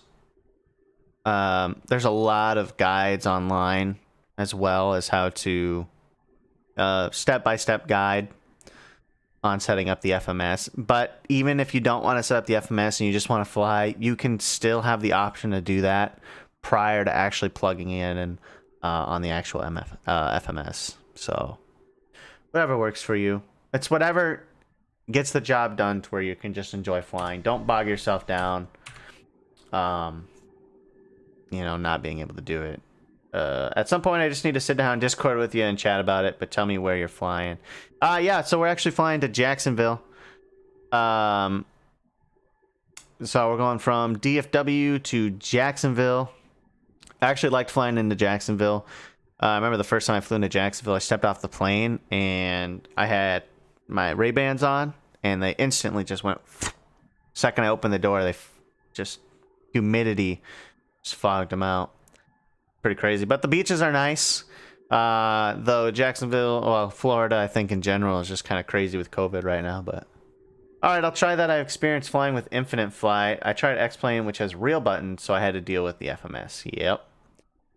Yeah, the X-Plane, I think it's come a long way from when it first released. I played X-Plane 10 and 11. X-Plane 10 was the first sim that I ever started on for flight simming. But then they have like extra FMS mods that you can download as well for it. But once you learn the FMS once, you learn it for everything else. The only thing with the FMS is that the Airbus and Boeing are a little bit different. Not by a whole bunch. The layout's still the same, right? The template is still the same, but the way that you input things and click things is a little bit different. So what I would do is, no matter what sim you're playing on, look for a guide for whichever plane you're flying, because all the planes are going to be set up, you know, the same for the sim regardless. And then from that point on, you know, just have that pulled up, watch the video, and plug in your route, or copy exactly what the person on stream is doing or on YouTube input that just the same as they would. That way, if you come across an error or you're not able to get it to work, you can still refer to that video, use the same settings that they're doing, and making sure everything works correctly. Should I go through the pain with FMS and X-Plane Mobile? Because I like the scenery. Is it worth going through X-Plane Mobile? If I had glasses, I'd take them off. No. If you're playing, I think I had X-Plane on iOS once, and I played it for 5 minutes, and I go, disgusting. No, I wouldn't. To be honest, if I were you, and you wanted to, if your computer can handle it, and you wanted to start flight simming, you can buy the Xbox Game Pass for like $1, and you get Microsoft Flight Simulator 2020 for free. Then you can play from there. Or you can buy X-Plane. But if you are, from what it sounds like, if you're doing the X-Plane Mobile, nah, it's not worth it.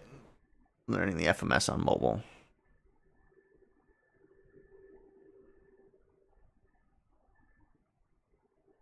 But it's up to you. If flight simming is a passion and you want to learn it, then and I always say it's always worth the time investment, right?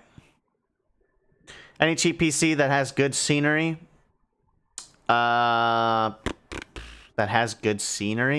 So you mean like you're asking if what's a cheap computer that can run X-Plane or Microsoft Flight Simulator 2020 or in general? Because I mean, when we talk about Microsoft Flight Simulator, I mean, if you look at the graphics of Microsoft Flight Simulator, I mean, they're kind of crazy comparative to what X-Plane offers to buildings. So whatever is better is going to, I mean, the better computer is going to give you better graphics. I mean, that's just how it is. Hoping that this would kind of self-trim out just a little bit. To be honest, I mean, Microsoft is next level. I can only dream about it. I'm too noob to even try such realistic simulator. Nah, man, it's... but that's every simulator. When you talk about X-Plane, I mean, I know a bunch of pilots and friends that still play X-Plane instead of Microsoft Flight Simulator because of the realism that X-Plane still offers, whereas Microsoft Flight Simulator is still a new game. I mean, there's the planes are very basic right now, a little cookie cutter, and they have quite a few bugs and issues and things that they can't do. Whereas X-Plane, they're high fidelity planes, so they work as intended. That game's been out for a long time now. Now, so if you're talking about realism setting, both of these sims are going to be realistic. I mean, it's a plane sim. You can't change the realism on either or. I mean, they're going to be the same. But as far as graphics go, I mean, of course, X-Plane's going to run better. Why? Because it's been out for a lot longer. It's a lot more optimized. And second of all, it's not as like CPU or GPU intensive as Microsoft Flight Simulator is. Like I've got in RTX 2080. I'm playing at 1440p or 1080. I can't remember. I've got my graphics set to like medium high on some things, and I'm only getting about 20 frames. On the ground, I'm pretty sure I'm getting less than that. So Microsoft Flight Simulator not optimized that well. X-Plane, yeah, it's pretty optimized. It's not very laggy. So you can get a pretty cheap computer, I would say. I mean, my philosophy is if you're going to get a computer, don't try to spend the least amount of money to get an okay computer. if if you're going to spend $800, you can get a pretty decent computer. But realistically, if you look, budget's like $1,000. Yeah, and you can get probably a pretty decent pre-built one. Let's look at. Let's go to.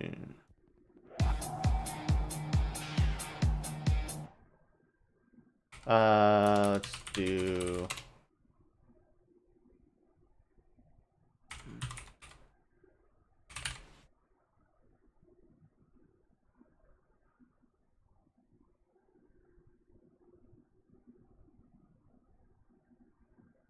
And even then, a laptop wouldn't even be like a bad idea. All right, let's look at this one.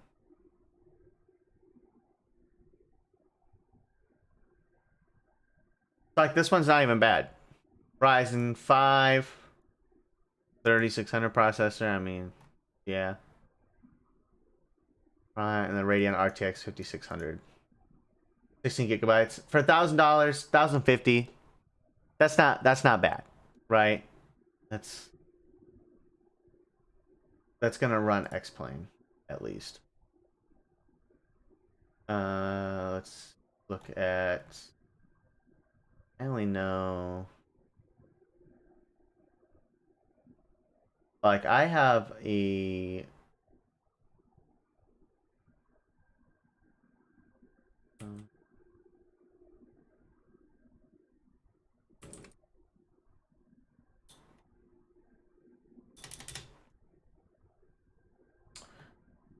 Yeah, you can get something still pretty decent with that amount. But if the difference between that and like, look at this one, like $250 more,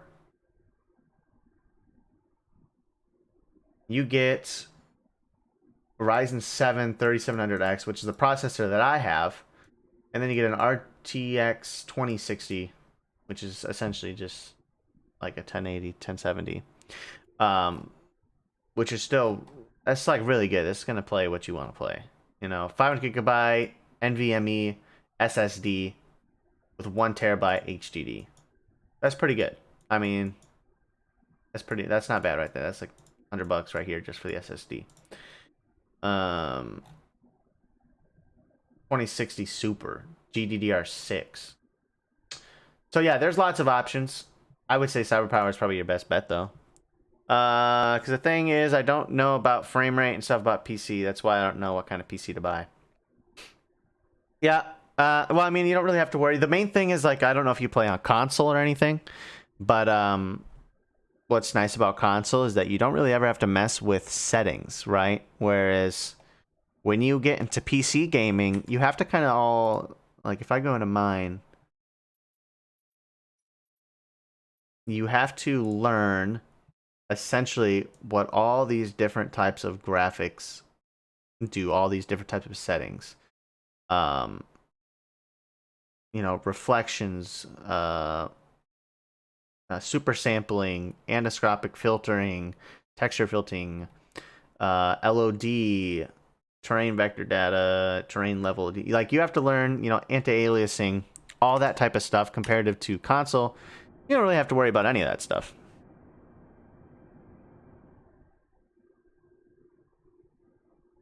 All right, I'll put my budget at 1,000, 2,000. Then I always done console. Yeah, that's the way to go. I have consoles. Like, I just got the PS5, and obviously I love playing on the console as to just hang out or play console exclusive games, but primarily all bulk of my gaming is on PC. Why? Because you can make the graphics look way better and it runs way smoother. So I can play a game at 30, 60 frames on console, and then I can come here and play 120 frames. Aside from Microsoft Flight Simulator 2020, because I'm getting 25 FPS right now. So, not a good analogy to go with on that one.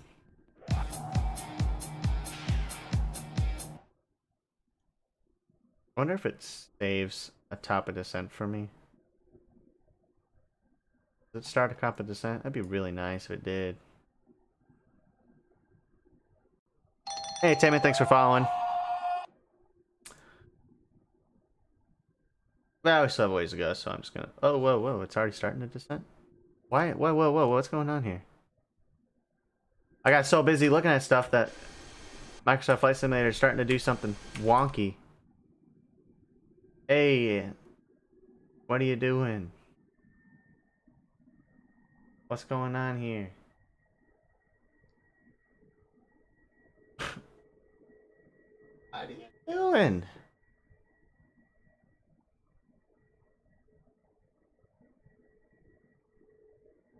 Is this thing freaking broken? Yeah. Alright. You doing? Can't look away more than 10 seconds without something going wrong.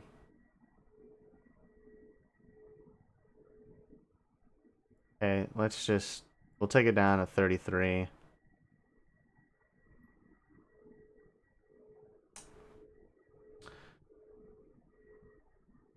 Change the Mach. Change the Mach. Oh my goodness.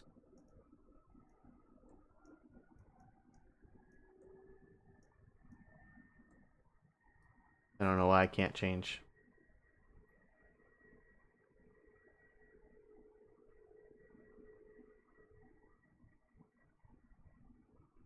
Yeah, I think PC is going to be your best bet, man. I 100%. That's going to be better for you. Man, that was just so weird. I don't know what it was doing there. But it just started pitching towards the heaven. And I don't even know why the trim is so up. Like, I even tried to adjust the trim.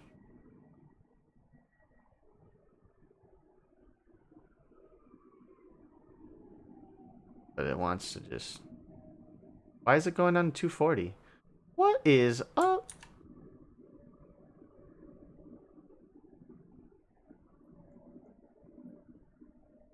Pretty sure there's not a speed restriction here. Okay, we're gonna go into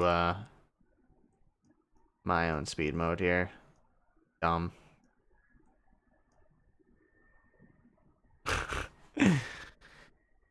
I don't know why it does that. Very frustrating to say the least, though.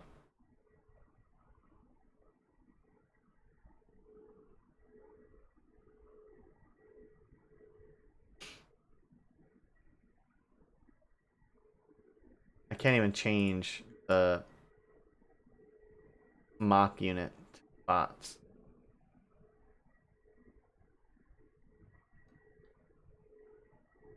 Yes, switch to knots.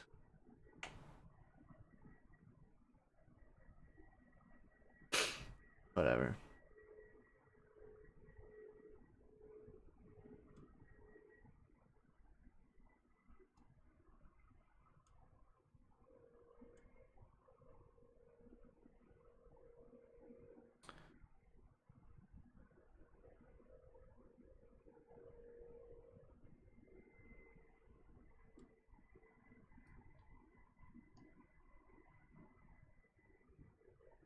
Don't know what to tell you. Don't know what to say on that one. Let's take a look. Check on our passengers here. See how they're doing. Obviously, my ETA time is not correct. I would not look at that. We still got about 30 minutes on the clock.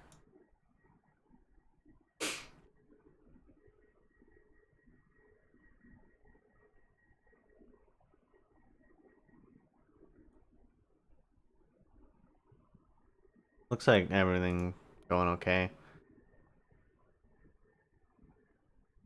I mean, I can't really do anything from the flight deck. I don't know why people are so mad. Maybe people just don't like flying. I don't know.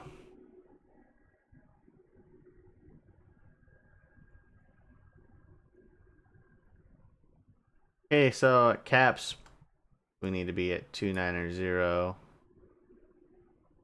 Let's just like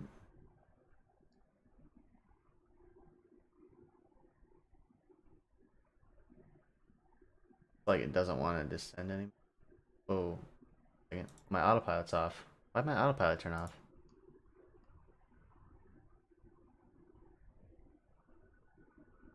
This game, man.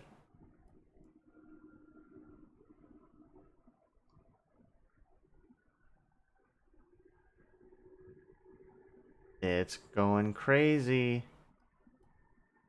What was caps again? 29. Well, we're just gonna set it down here.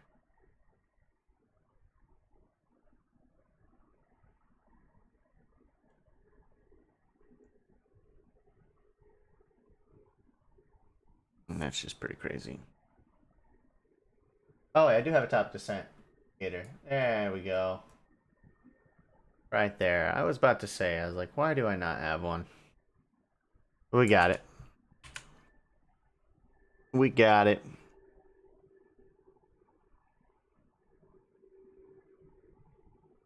Looks like we're engaged, managed, so it already wants to go to flight level 250.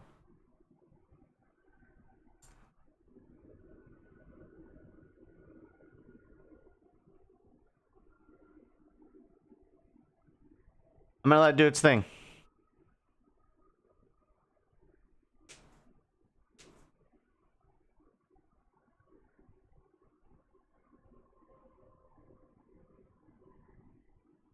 Oh, you know what? No, I don't want it to do its thing. Let's go into... There we go. Obviously, I don't know what I'm doing. Oops. Alright. Ah, shit. Don't mind me.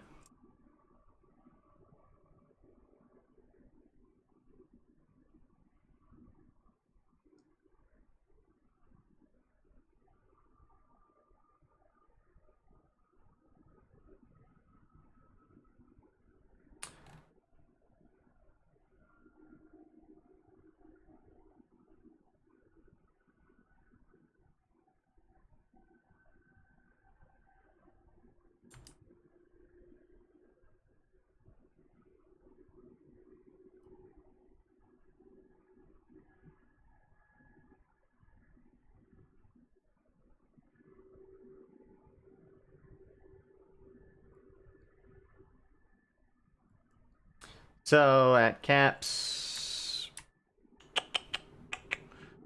We need to be at 29.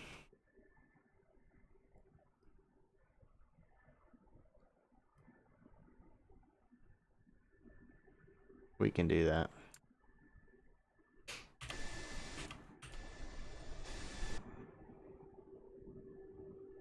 Alright, I'm gonna leave you with this view for a minute.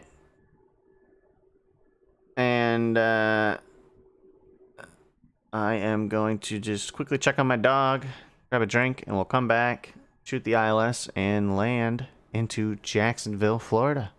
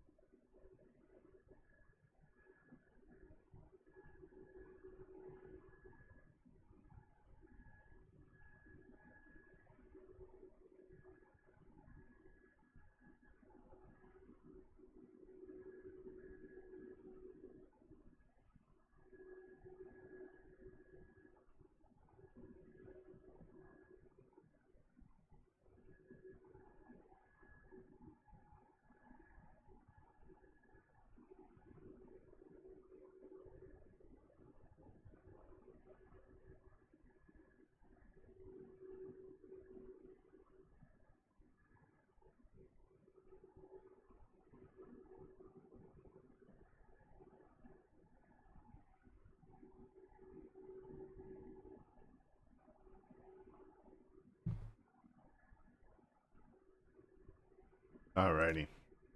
Let's jump back in the cockpit. Jump back in. Oh, God.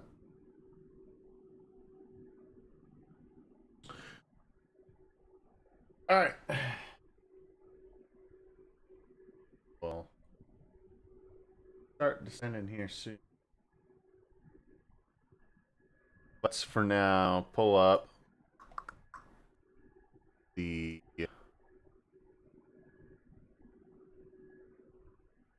approach. So should the ILS 14 approach course frequency 110.5, final approach course 137, 7,700 feet landing. We're going to be going to Ortar 3000 or 2000, excuse me, intermediate fix, and then our final approach fix is Sonya outer marker at 1700. Down here. 227 will be our DA, half statute mile. We don't care about anything else. He's not dead. Nope. It's changing up the stream. Looks a little bit different now.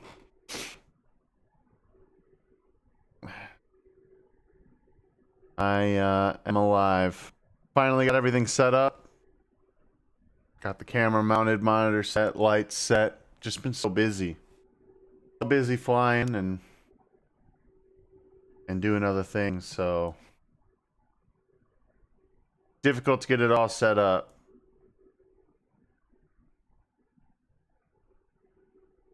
Hey, I would have done an on-air flight, but I didn't really want to do a caravan stream. I need to do that King Air checkout still. Maybe I'll make time to do that today. I know I actually have to fly for real today in about 2 hours, so it's actually been a hot minute since I've done any flight simming at all, to be honest. Trying out the A320 Neo today, and then we've also got Pack X as well. I bought that over the weekend, and obviously It's different. It's new. It's nice. I'm digging it. I don't know if it was worth $30, but each their own. But yeah, no. Messing with some Microsoft Flight Simulator settings as well. It's just so hard to get good frames in this. Sergeant Capybara. Diamond 62.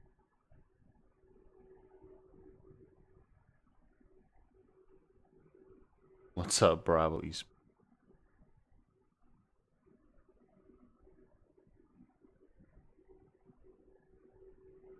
Getting close to starting our descent down.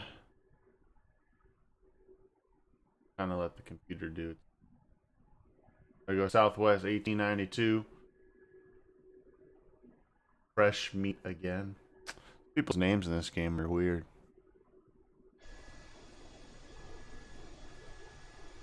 Soup 550. West.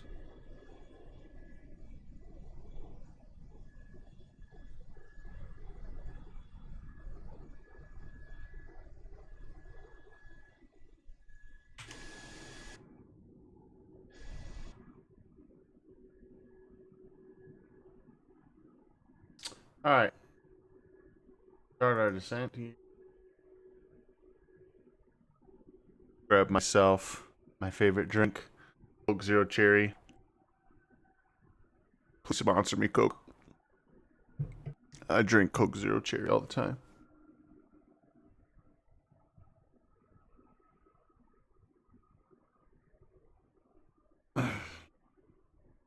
Yep. I did do the move. I am in my new place now. So if you ever to go back and watch like my older streams or anything like that, then you would see that what I have now is way different than what I was doing before. For sure.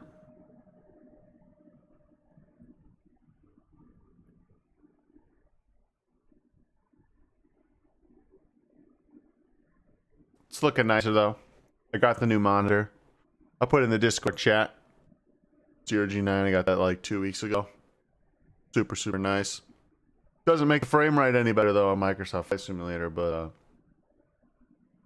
it makes me happy. I'm satisfied with my purchase.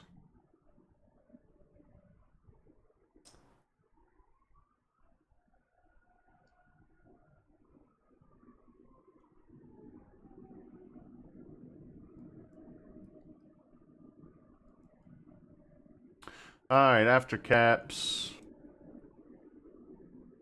250, then down to 29er. Did ya?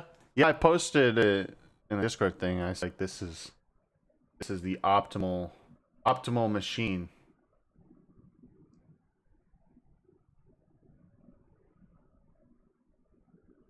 It definitely is. I love it. What is my speed doing? It is trying to take me. And then I can't switch out of mock mode.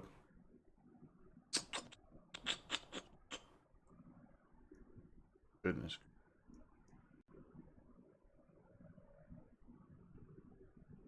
Now it's trying to do freaking nosedive descent. Either I'm doing something wrong with the A320 or it's got a few issues with the autopilot. But yeah, you'll love the 49-inch, brother. It's awesome.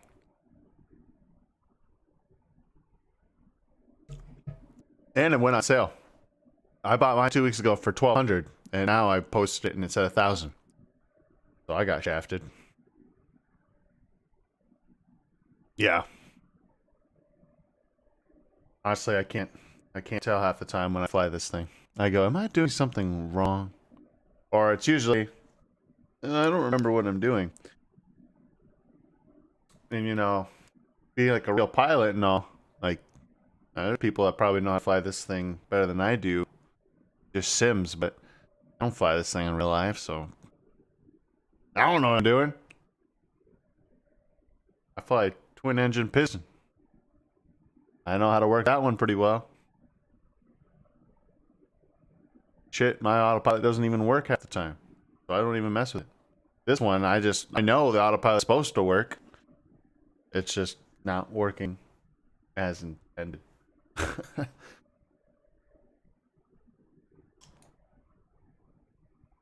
ZOS. 250 at ZOS. Where am I at now? Hold on. Did you take your aircraft with you, or did they give you a different rust bucket? Oh, yeah. No, they gave me a different rust bucket this time. I went from a 404 into a 402, which technically it's like almost the same plane, but let me tell you something. That's a downgrade if I ever did see one. That is a downgrade. Just doesn't feel as good. It's not feeling. Just the performance on it, not good. You know, especially I take off from these airports, you know, and it gets dark at like early 5:36 now. But I'm taking off and it's just, there's like no lights in the area and it's just complete false horizon. Everything's pitch black. I can't see anything. So, but it has a hot plate on the windshield. So just directly running down the front of the windshield is just this little plate that just kind of heats the windshield, but it warps the windshield to where everything just kind of looks blurry or out of focus. And that's like probably the worst experience of it, to be honest.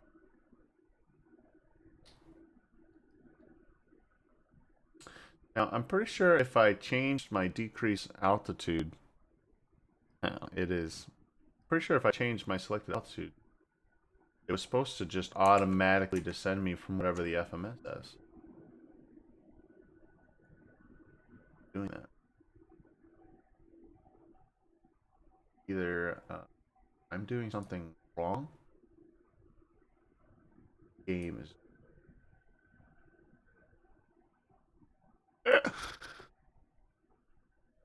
We'll never know. I don't know. Let's see if we can get the weather.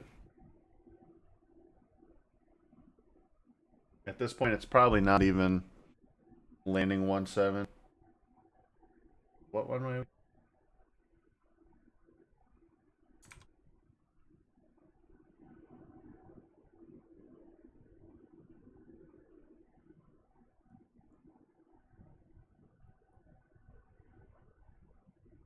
ILS 14. I don't even know the 11. Let's take a look at 4 flight KDFW-KJAX.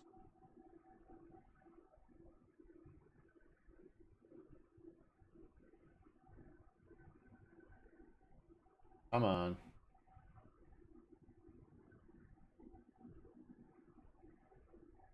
Technically, the best wind is runway 32 by a lot. Yeah. 300 at 12 gust 16. So if I were to land on 14, it is going to be a tailwind. But I'm scared to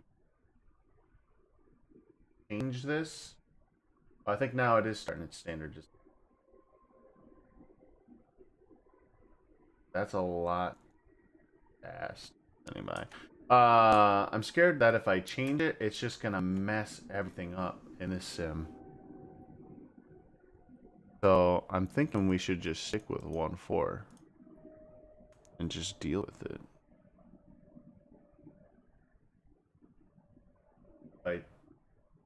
What if I change?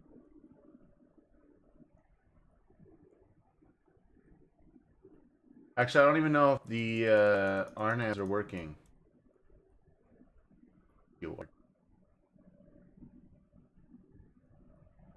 Yeah, I'm just gonna stick with 14.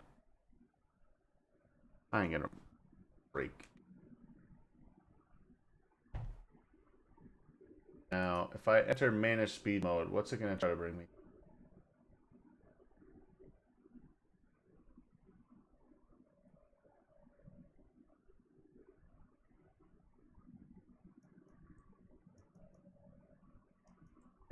Well, we're gonna start chopping it back anyways. That way, by 10,000, we're not busting past transition altitude. So we'll go ahead and turn on the actual barometric pressure, which it. No, no, no, no, no. That's like another bug as well that has been.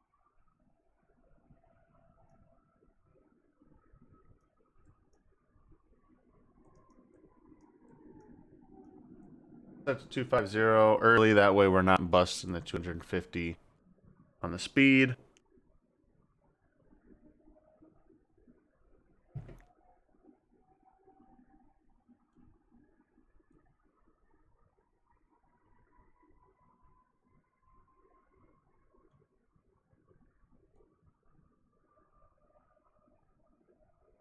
And I think we'll be ready to go.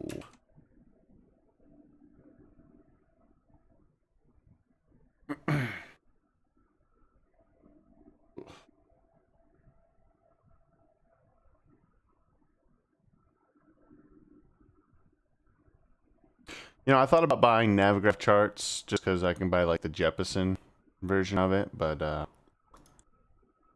you know, I just don't even care, to be honest.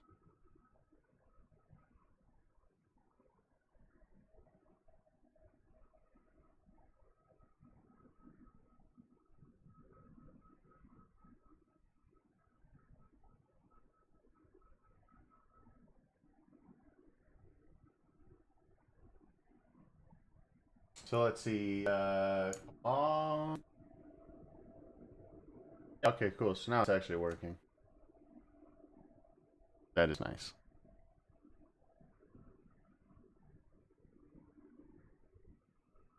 I don't think it was working very well the other day, earlier here. I'm glad to see that it's now working.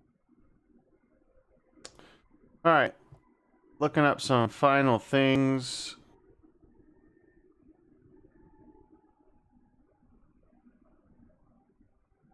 I think we are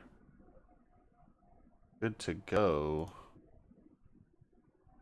What company do I fly for? I fly for 135 Cargo Company out of the Dakotas.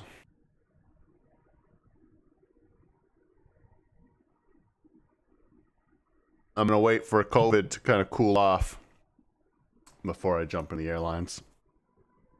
That's what I was planning on doing, though.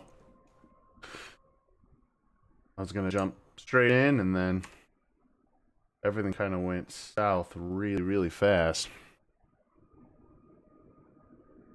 So I decided, yeah, you know what? I don't really want to give out company name, just because privacy. I want to keep some things as a secret.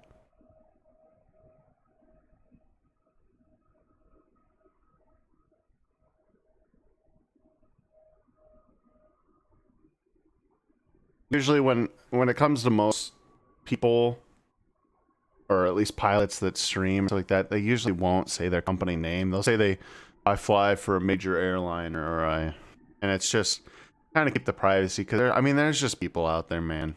Like, let's say, like I was a real Airbus pilot. I don't fly the A320 in real life now. 135 cargo, so it's we have Metroliners. So the SA227 Fairchild. Pretty much just this big, ugly turboprop plane. Yeah, I know. It's ugly. I call it the pencil pusher. But hey, in the Metro, it's like the, oh damn, yeah, it is. It's flying. I know a lot of our maintenance people call it the flying lawn dart. I used to say that same thing about the Embraer 145 until I actually saw a Metroliner.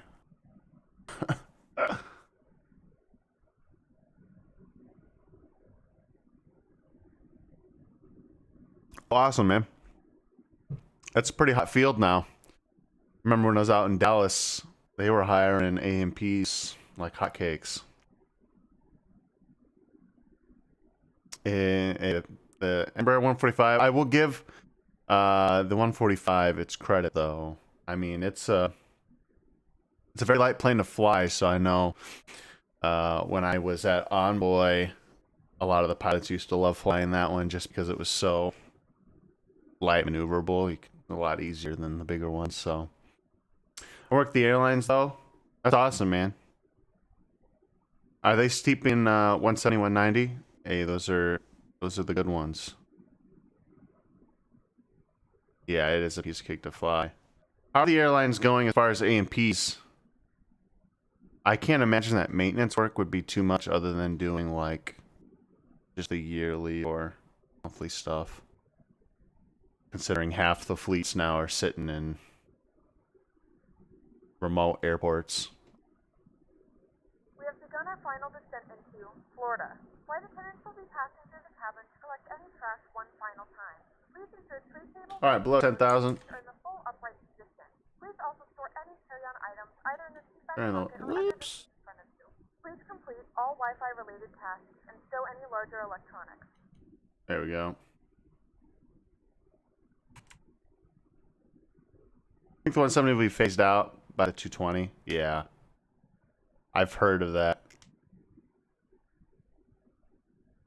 It's PAC-X. So PAC-X is pretty cool. So I can come here, like let's say I mute myself real fast. Watch.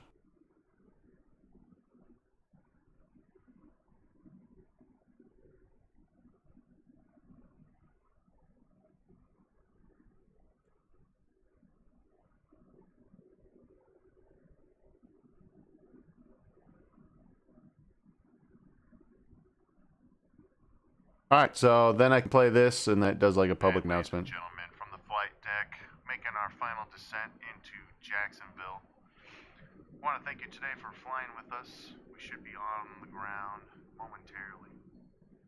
Once again, thanks for flying American. Hope to see you on the next flight. My announcements aren't that great, but hey, make it work.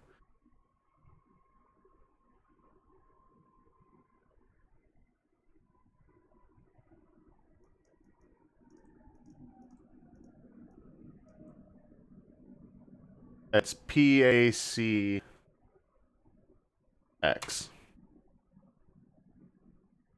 Okay, let's turn on our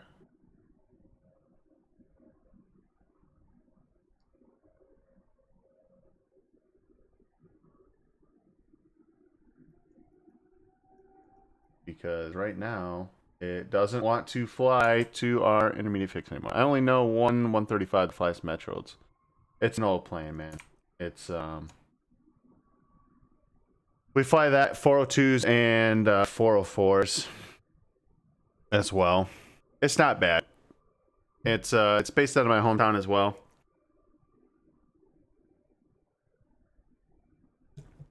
So it was a good kind of transition to do before going to the airlines, and like I enjoy it. It's definitely not like the worst thing that I've done. Okay, let's go down to 2,000 here.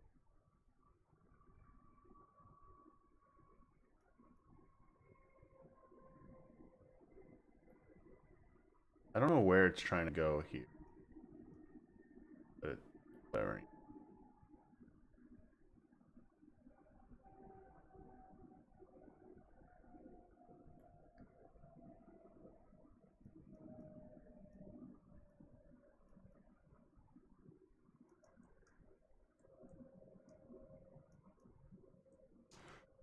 Flying is flying. That's what I always say. It's not a bad gig. It's easy. You know, I'm still able to stay home a lot of the time and hang out. And that's what I enjoy. But I don't know, it's different you know, flying and then coming home to stream flying. A little ironic. That's why a lot of people ask, like, oh, why don't you stream more often? It's just like, you know, do you want to, you know, if you were a, you know, mechanic, do you want to go and work all day and then come home and play Mechanic Simulator? So, no.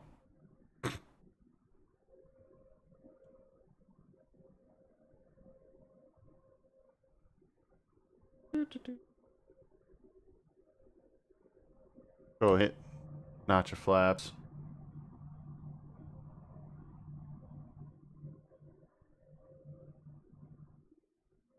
Coming into Jacksonville. I wonder if the photogrammetry is loading in or not. Don't really. God, that is a descent pitch.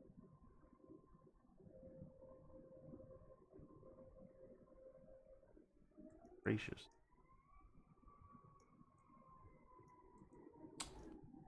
Pop it down. 190 for now. Start to see the airport here in a minute. 2,500.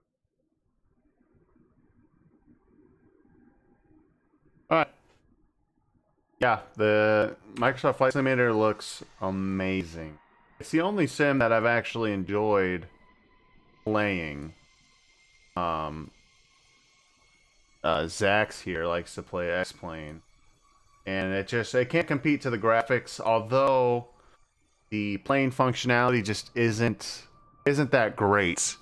Compared to like X-Plane. Oh, I can see the runway now. Yeah, I'll go with that on Zax. They have working planes. That is the only thing I can give them, that their planes actually work. All right, hopefully this picks up the equalizer. If not, I'm fine shooting this by hand. Hey, Batfish, thanks for following. All right, is it gonna do it? I don't think it's gonna do it. We're gonna do it by hand.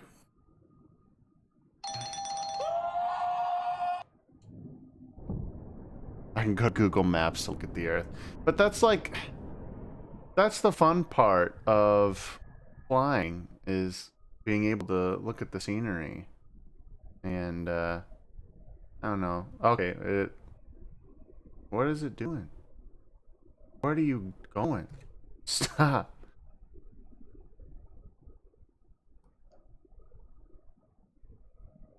Goodness. Turn the autopilot off. Can't do it, man. Yeah, I mean that's the issue with Microsoft Flight Simulator, is you get issues like this. The plane just does not want to do what it's meant to do. That's fine. We'll do everything by hand. I'm pretty sure I'm gonna have to turn off the auto throttle as well, because that also likes to do funny things. Oh yeah, I got the full stick. They actually have the you can buy the Thrustmaster. It's an actual A320 stick and throttle quadrant. This is the Cytec X52 Pro. So I do a lot of DCS as well when I'm not playing X-Plane, so that's a lot of fun as well. I'm gonna turn the auto throttles off. I don't even think the approach loaded at all.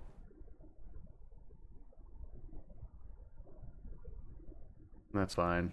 All right. Everything should be set. Let's give the flight attendants a call. Let them know we are landing.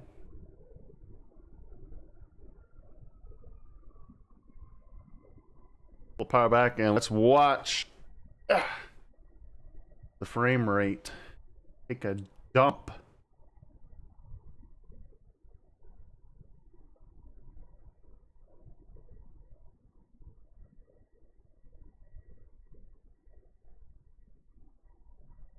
Let me pull up the approach again. 1700 at the final approach fix.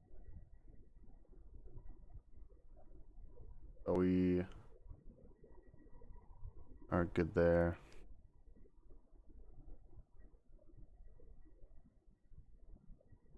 That guy was zooming. I don't know if you saw that. Yeah, I'm gonna have to, man. My goodness. A little more speed in there. 2 white, 2 red. Looking good. 1,000.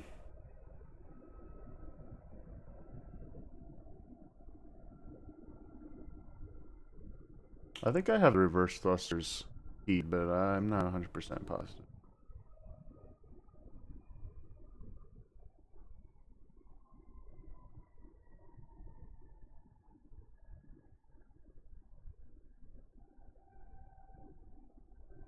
Okay. Final. Flaps 3. I assure you our sync rate is fine.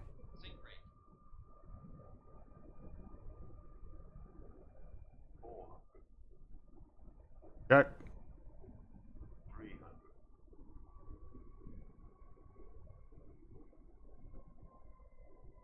Too low, flaps. Too low, flaps. Too low, flaps. Yeah. Flaps. Sync rate is fine. Too low, flaps. Too low, flaps. I didn't even get the 20 call out. Alright. Reverser's on.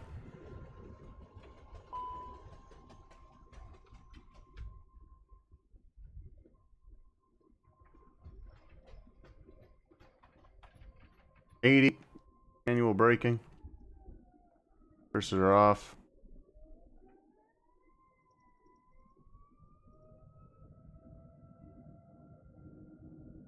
Did it just turn on my parking brake? It turned on my parking brake. Ladies and gentlemen, welcome to Florida.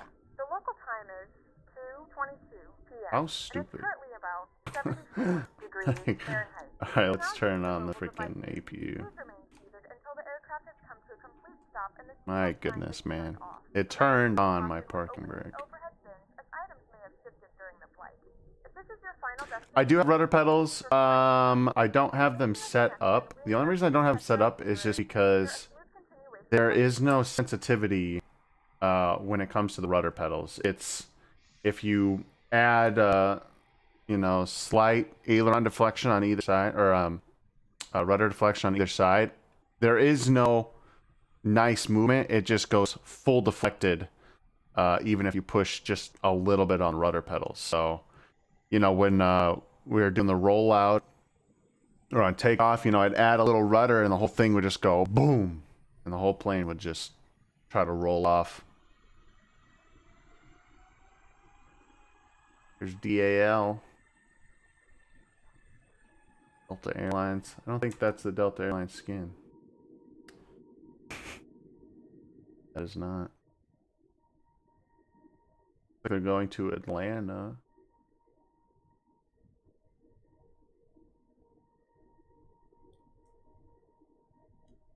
See if I can get these landing lights turned off quick before I go off the runway. Oh, we're good.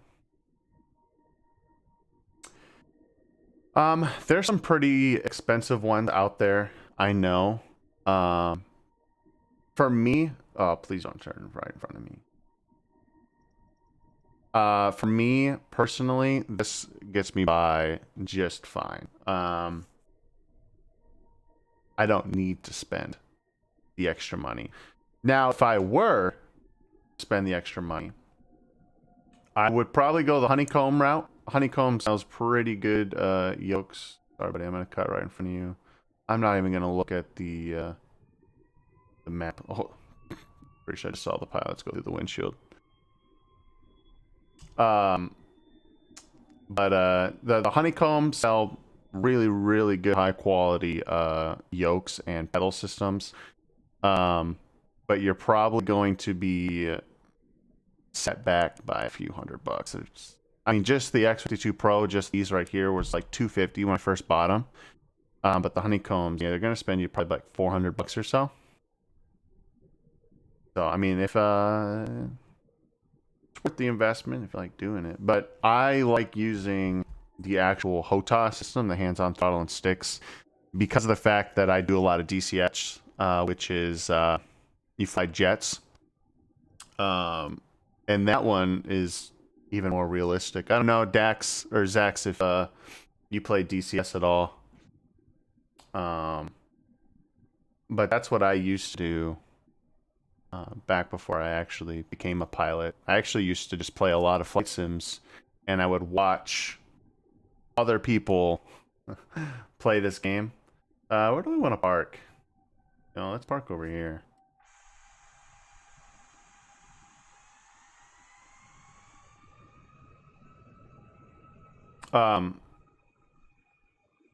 But yeah, definitely worth it. It's a good investment. But I'm chill with mine. But yeah, if you've never checked out DCS, I definitely recommend checking that out. That gets pretty intense. I'll probably end up streaming some of that here in the future as well. But I just like flying. But I definitely got to figure out what's wrong with this A320. Oh, looks like there's a parking spot right over here. We're going to take that one. Wing walkers there and everything. Oh, there's no one to marshal me in. Just 2 wing walkers on the side, but no, that's it.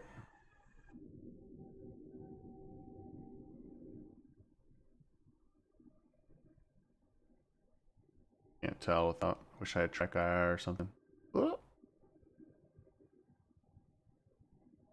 Gonna park here.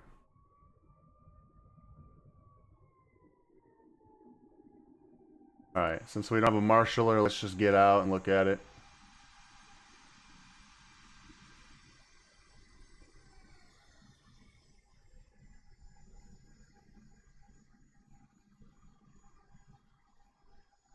It's looking pretty good to me. Alright. Good, good, good. Everyone's already unbuckling their seatbelts. I didn't bring the flaps back up, but we'll go ahead and kill the engines.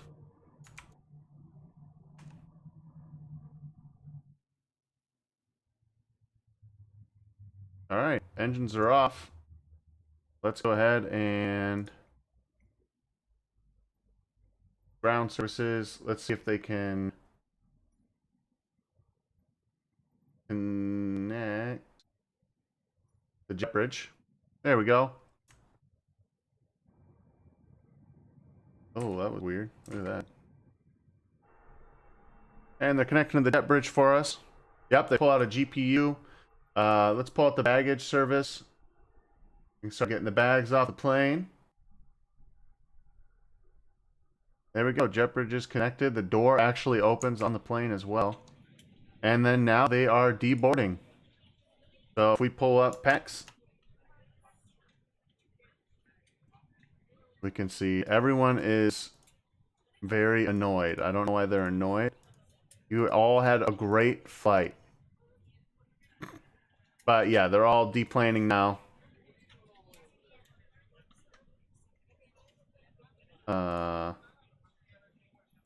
Can I see the stats?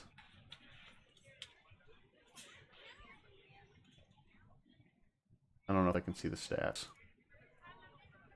Whatever. Finish your checks. The beacon, strobes off. Oh, good. There we go.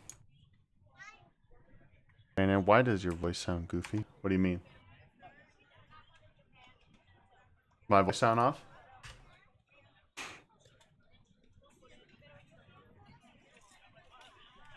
Can tell.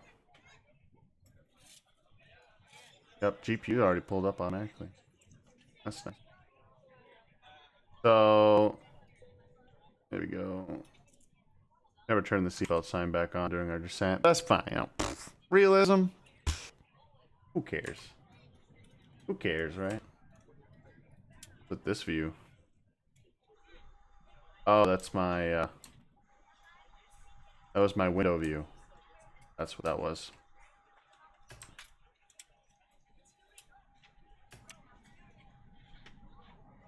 But yeah, here we are in Jacksonville. Good old Jacksonville, Florida.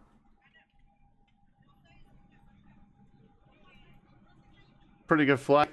Pretty easy flight. Well, except for a few autopilot issues we had there. But other than that, I think it went really, really well.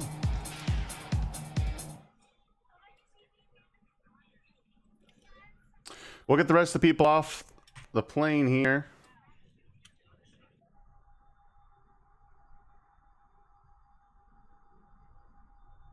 I wonder if I can change the setting that. I think the APU's on.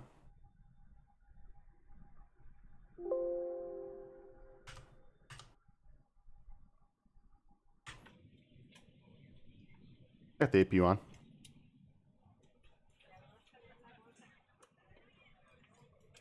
Yeah. Everything's still running.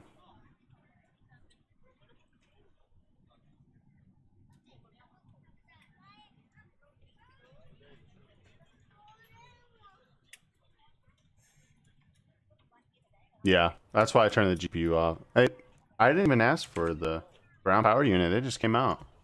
They just automatically plugged that thing in. And if I go into... I can still request it. Usually, like, see here, I can request Jetway disconnect. You would say request power disconnect. They just automatically come over. Let's get some catering over here, though. Oh, yeah, they were ready. I doubt this is actually like Jacksonville, though. Jacksonville's never ready like this. Hey, there's a catering truck.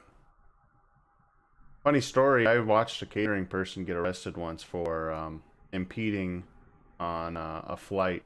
It's like it's illegal to impede a flight. But essentially, we swapped planes due to a maintenance issue. So they pushed another plane, and on this plane, it had meals. Self-serve meals. And so we were already like 2 hours behind schedule. We are just starting pushback, and the catering truck pulls up and tries opening the front side flight attendant door to start. And then, you know, we're telling her like, hey, we're leaving, yo, get the hell out of here. We're pushing back. You know, collision lights are on. And she just starts yelling like, no, I was told I gotta get these sandwiches. I get the sandwiches off the plane. Yeah, on pushback. Like, tow was connected. We were ready to go. And she's just banging. She's banging on the door to try to open it. And I'm just sitting there like, yo, what the fuck is going on right now? She's just like, open up, open up. And I go over to the window. We're like, we're leaving. Like, no, like, we're leaving. And so, and we finally open the door, and it's just all hell. She's like, I was told I got to get these meals off because this plane doesn't service meals. And the captain came out, and he's like, I already called the police. He's like, they're on their way right here, right now. You're going to jail for some turkey sandwiches and stuff like that. He's like, you just impeded a flight. And so, yep. Then I watched the police come and take her away. Yeah, it was absolutely nutty. It was like the crazy experience. And then I had to do a report incident after that. Just kind of showing what I saw. What did I just... Yeah, I just recorded, I guess. But boarding is complete. Sweet. Yeah, it was absolutely the nuttiest experience I've ever had. Oh, we can read the comments. Oh, let's read. Oh, Jesus. She was the most dedicated catering person I've ever seen. That's even... Okay, they didn't even warn us that we'd be stuck on the ground. I mean, we weren't really on the ground for that long. The flying was a little extreme. What do you mean? I didn't think it was a little extreme. I'll definitely be recommending you at work. Okay, so we got a good review there. I'm totally telling my friend about this airline. Good review there. This is going to be fun leaving the aircraft. Girl, you're in Jacksonville. I don't know what you mean by that. My overall opinion, neutral 59%. Landing rate was 200 feet per minute. That's not a bad landing. That's a pretty decent landing. I will take that. I think anything over like 300, probably not the smoothest one. That one wasn't bad. I'll take it. Look good. Flight time is hour and 50. I don't get the we weren't stuck on the ground. And I don't get the flying was a little extreme. What do you mean by that? Maybe she just doesn't know how to... Maybe she just never flies. We'll save that. Cool. Well, folks, that's it. We made it. We're done. That's it for our flight today. Next time I'll have more time. We'll probably get in 2 flights. I actually want to try out the 787. So I think on the next stream we're going to fly the 787 and check that one out. I think that one's maybe a little bit more optimized. I'm not sure. But the 787 is a gorgeous plane, and I love it. And so we're going to try it out. I'm going to swap over from an Airbus to a Boeing. If it ain't Boeing, I ain't going. But other than that, once again, guys, thanks for stopping in. I do appreciate it. We'll be around again. Check out the new stream schedule moving forward into the future. As well, I will be streaming a lot more often, almost every day. But cool. All right, guys. Thanks for stopping in. I will catch you on the next one.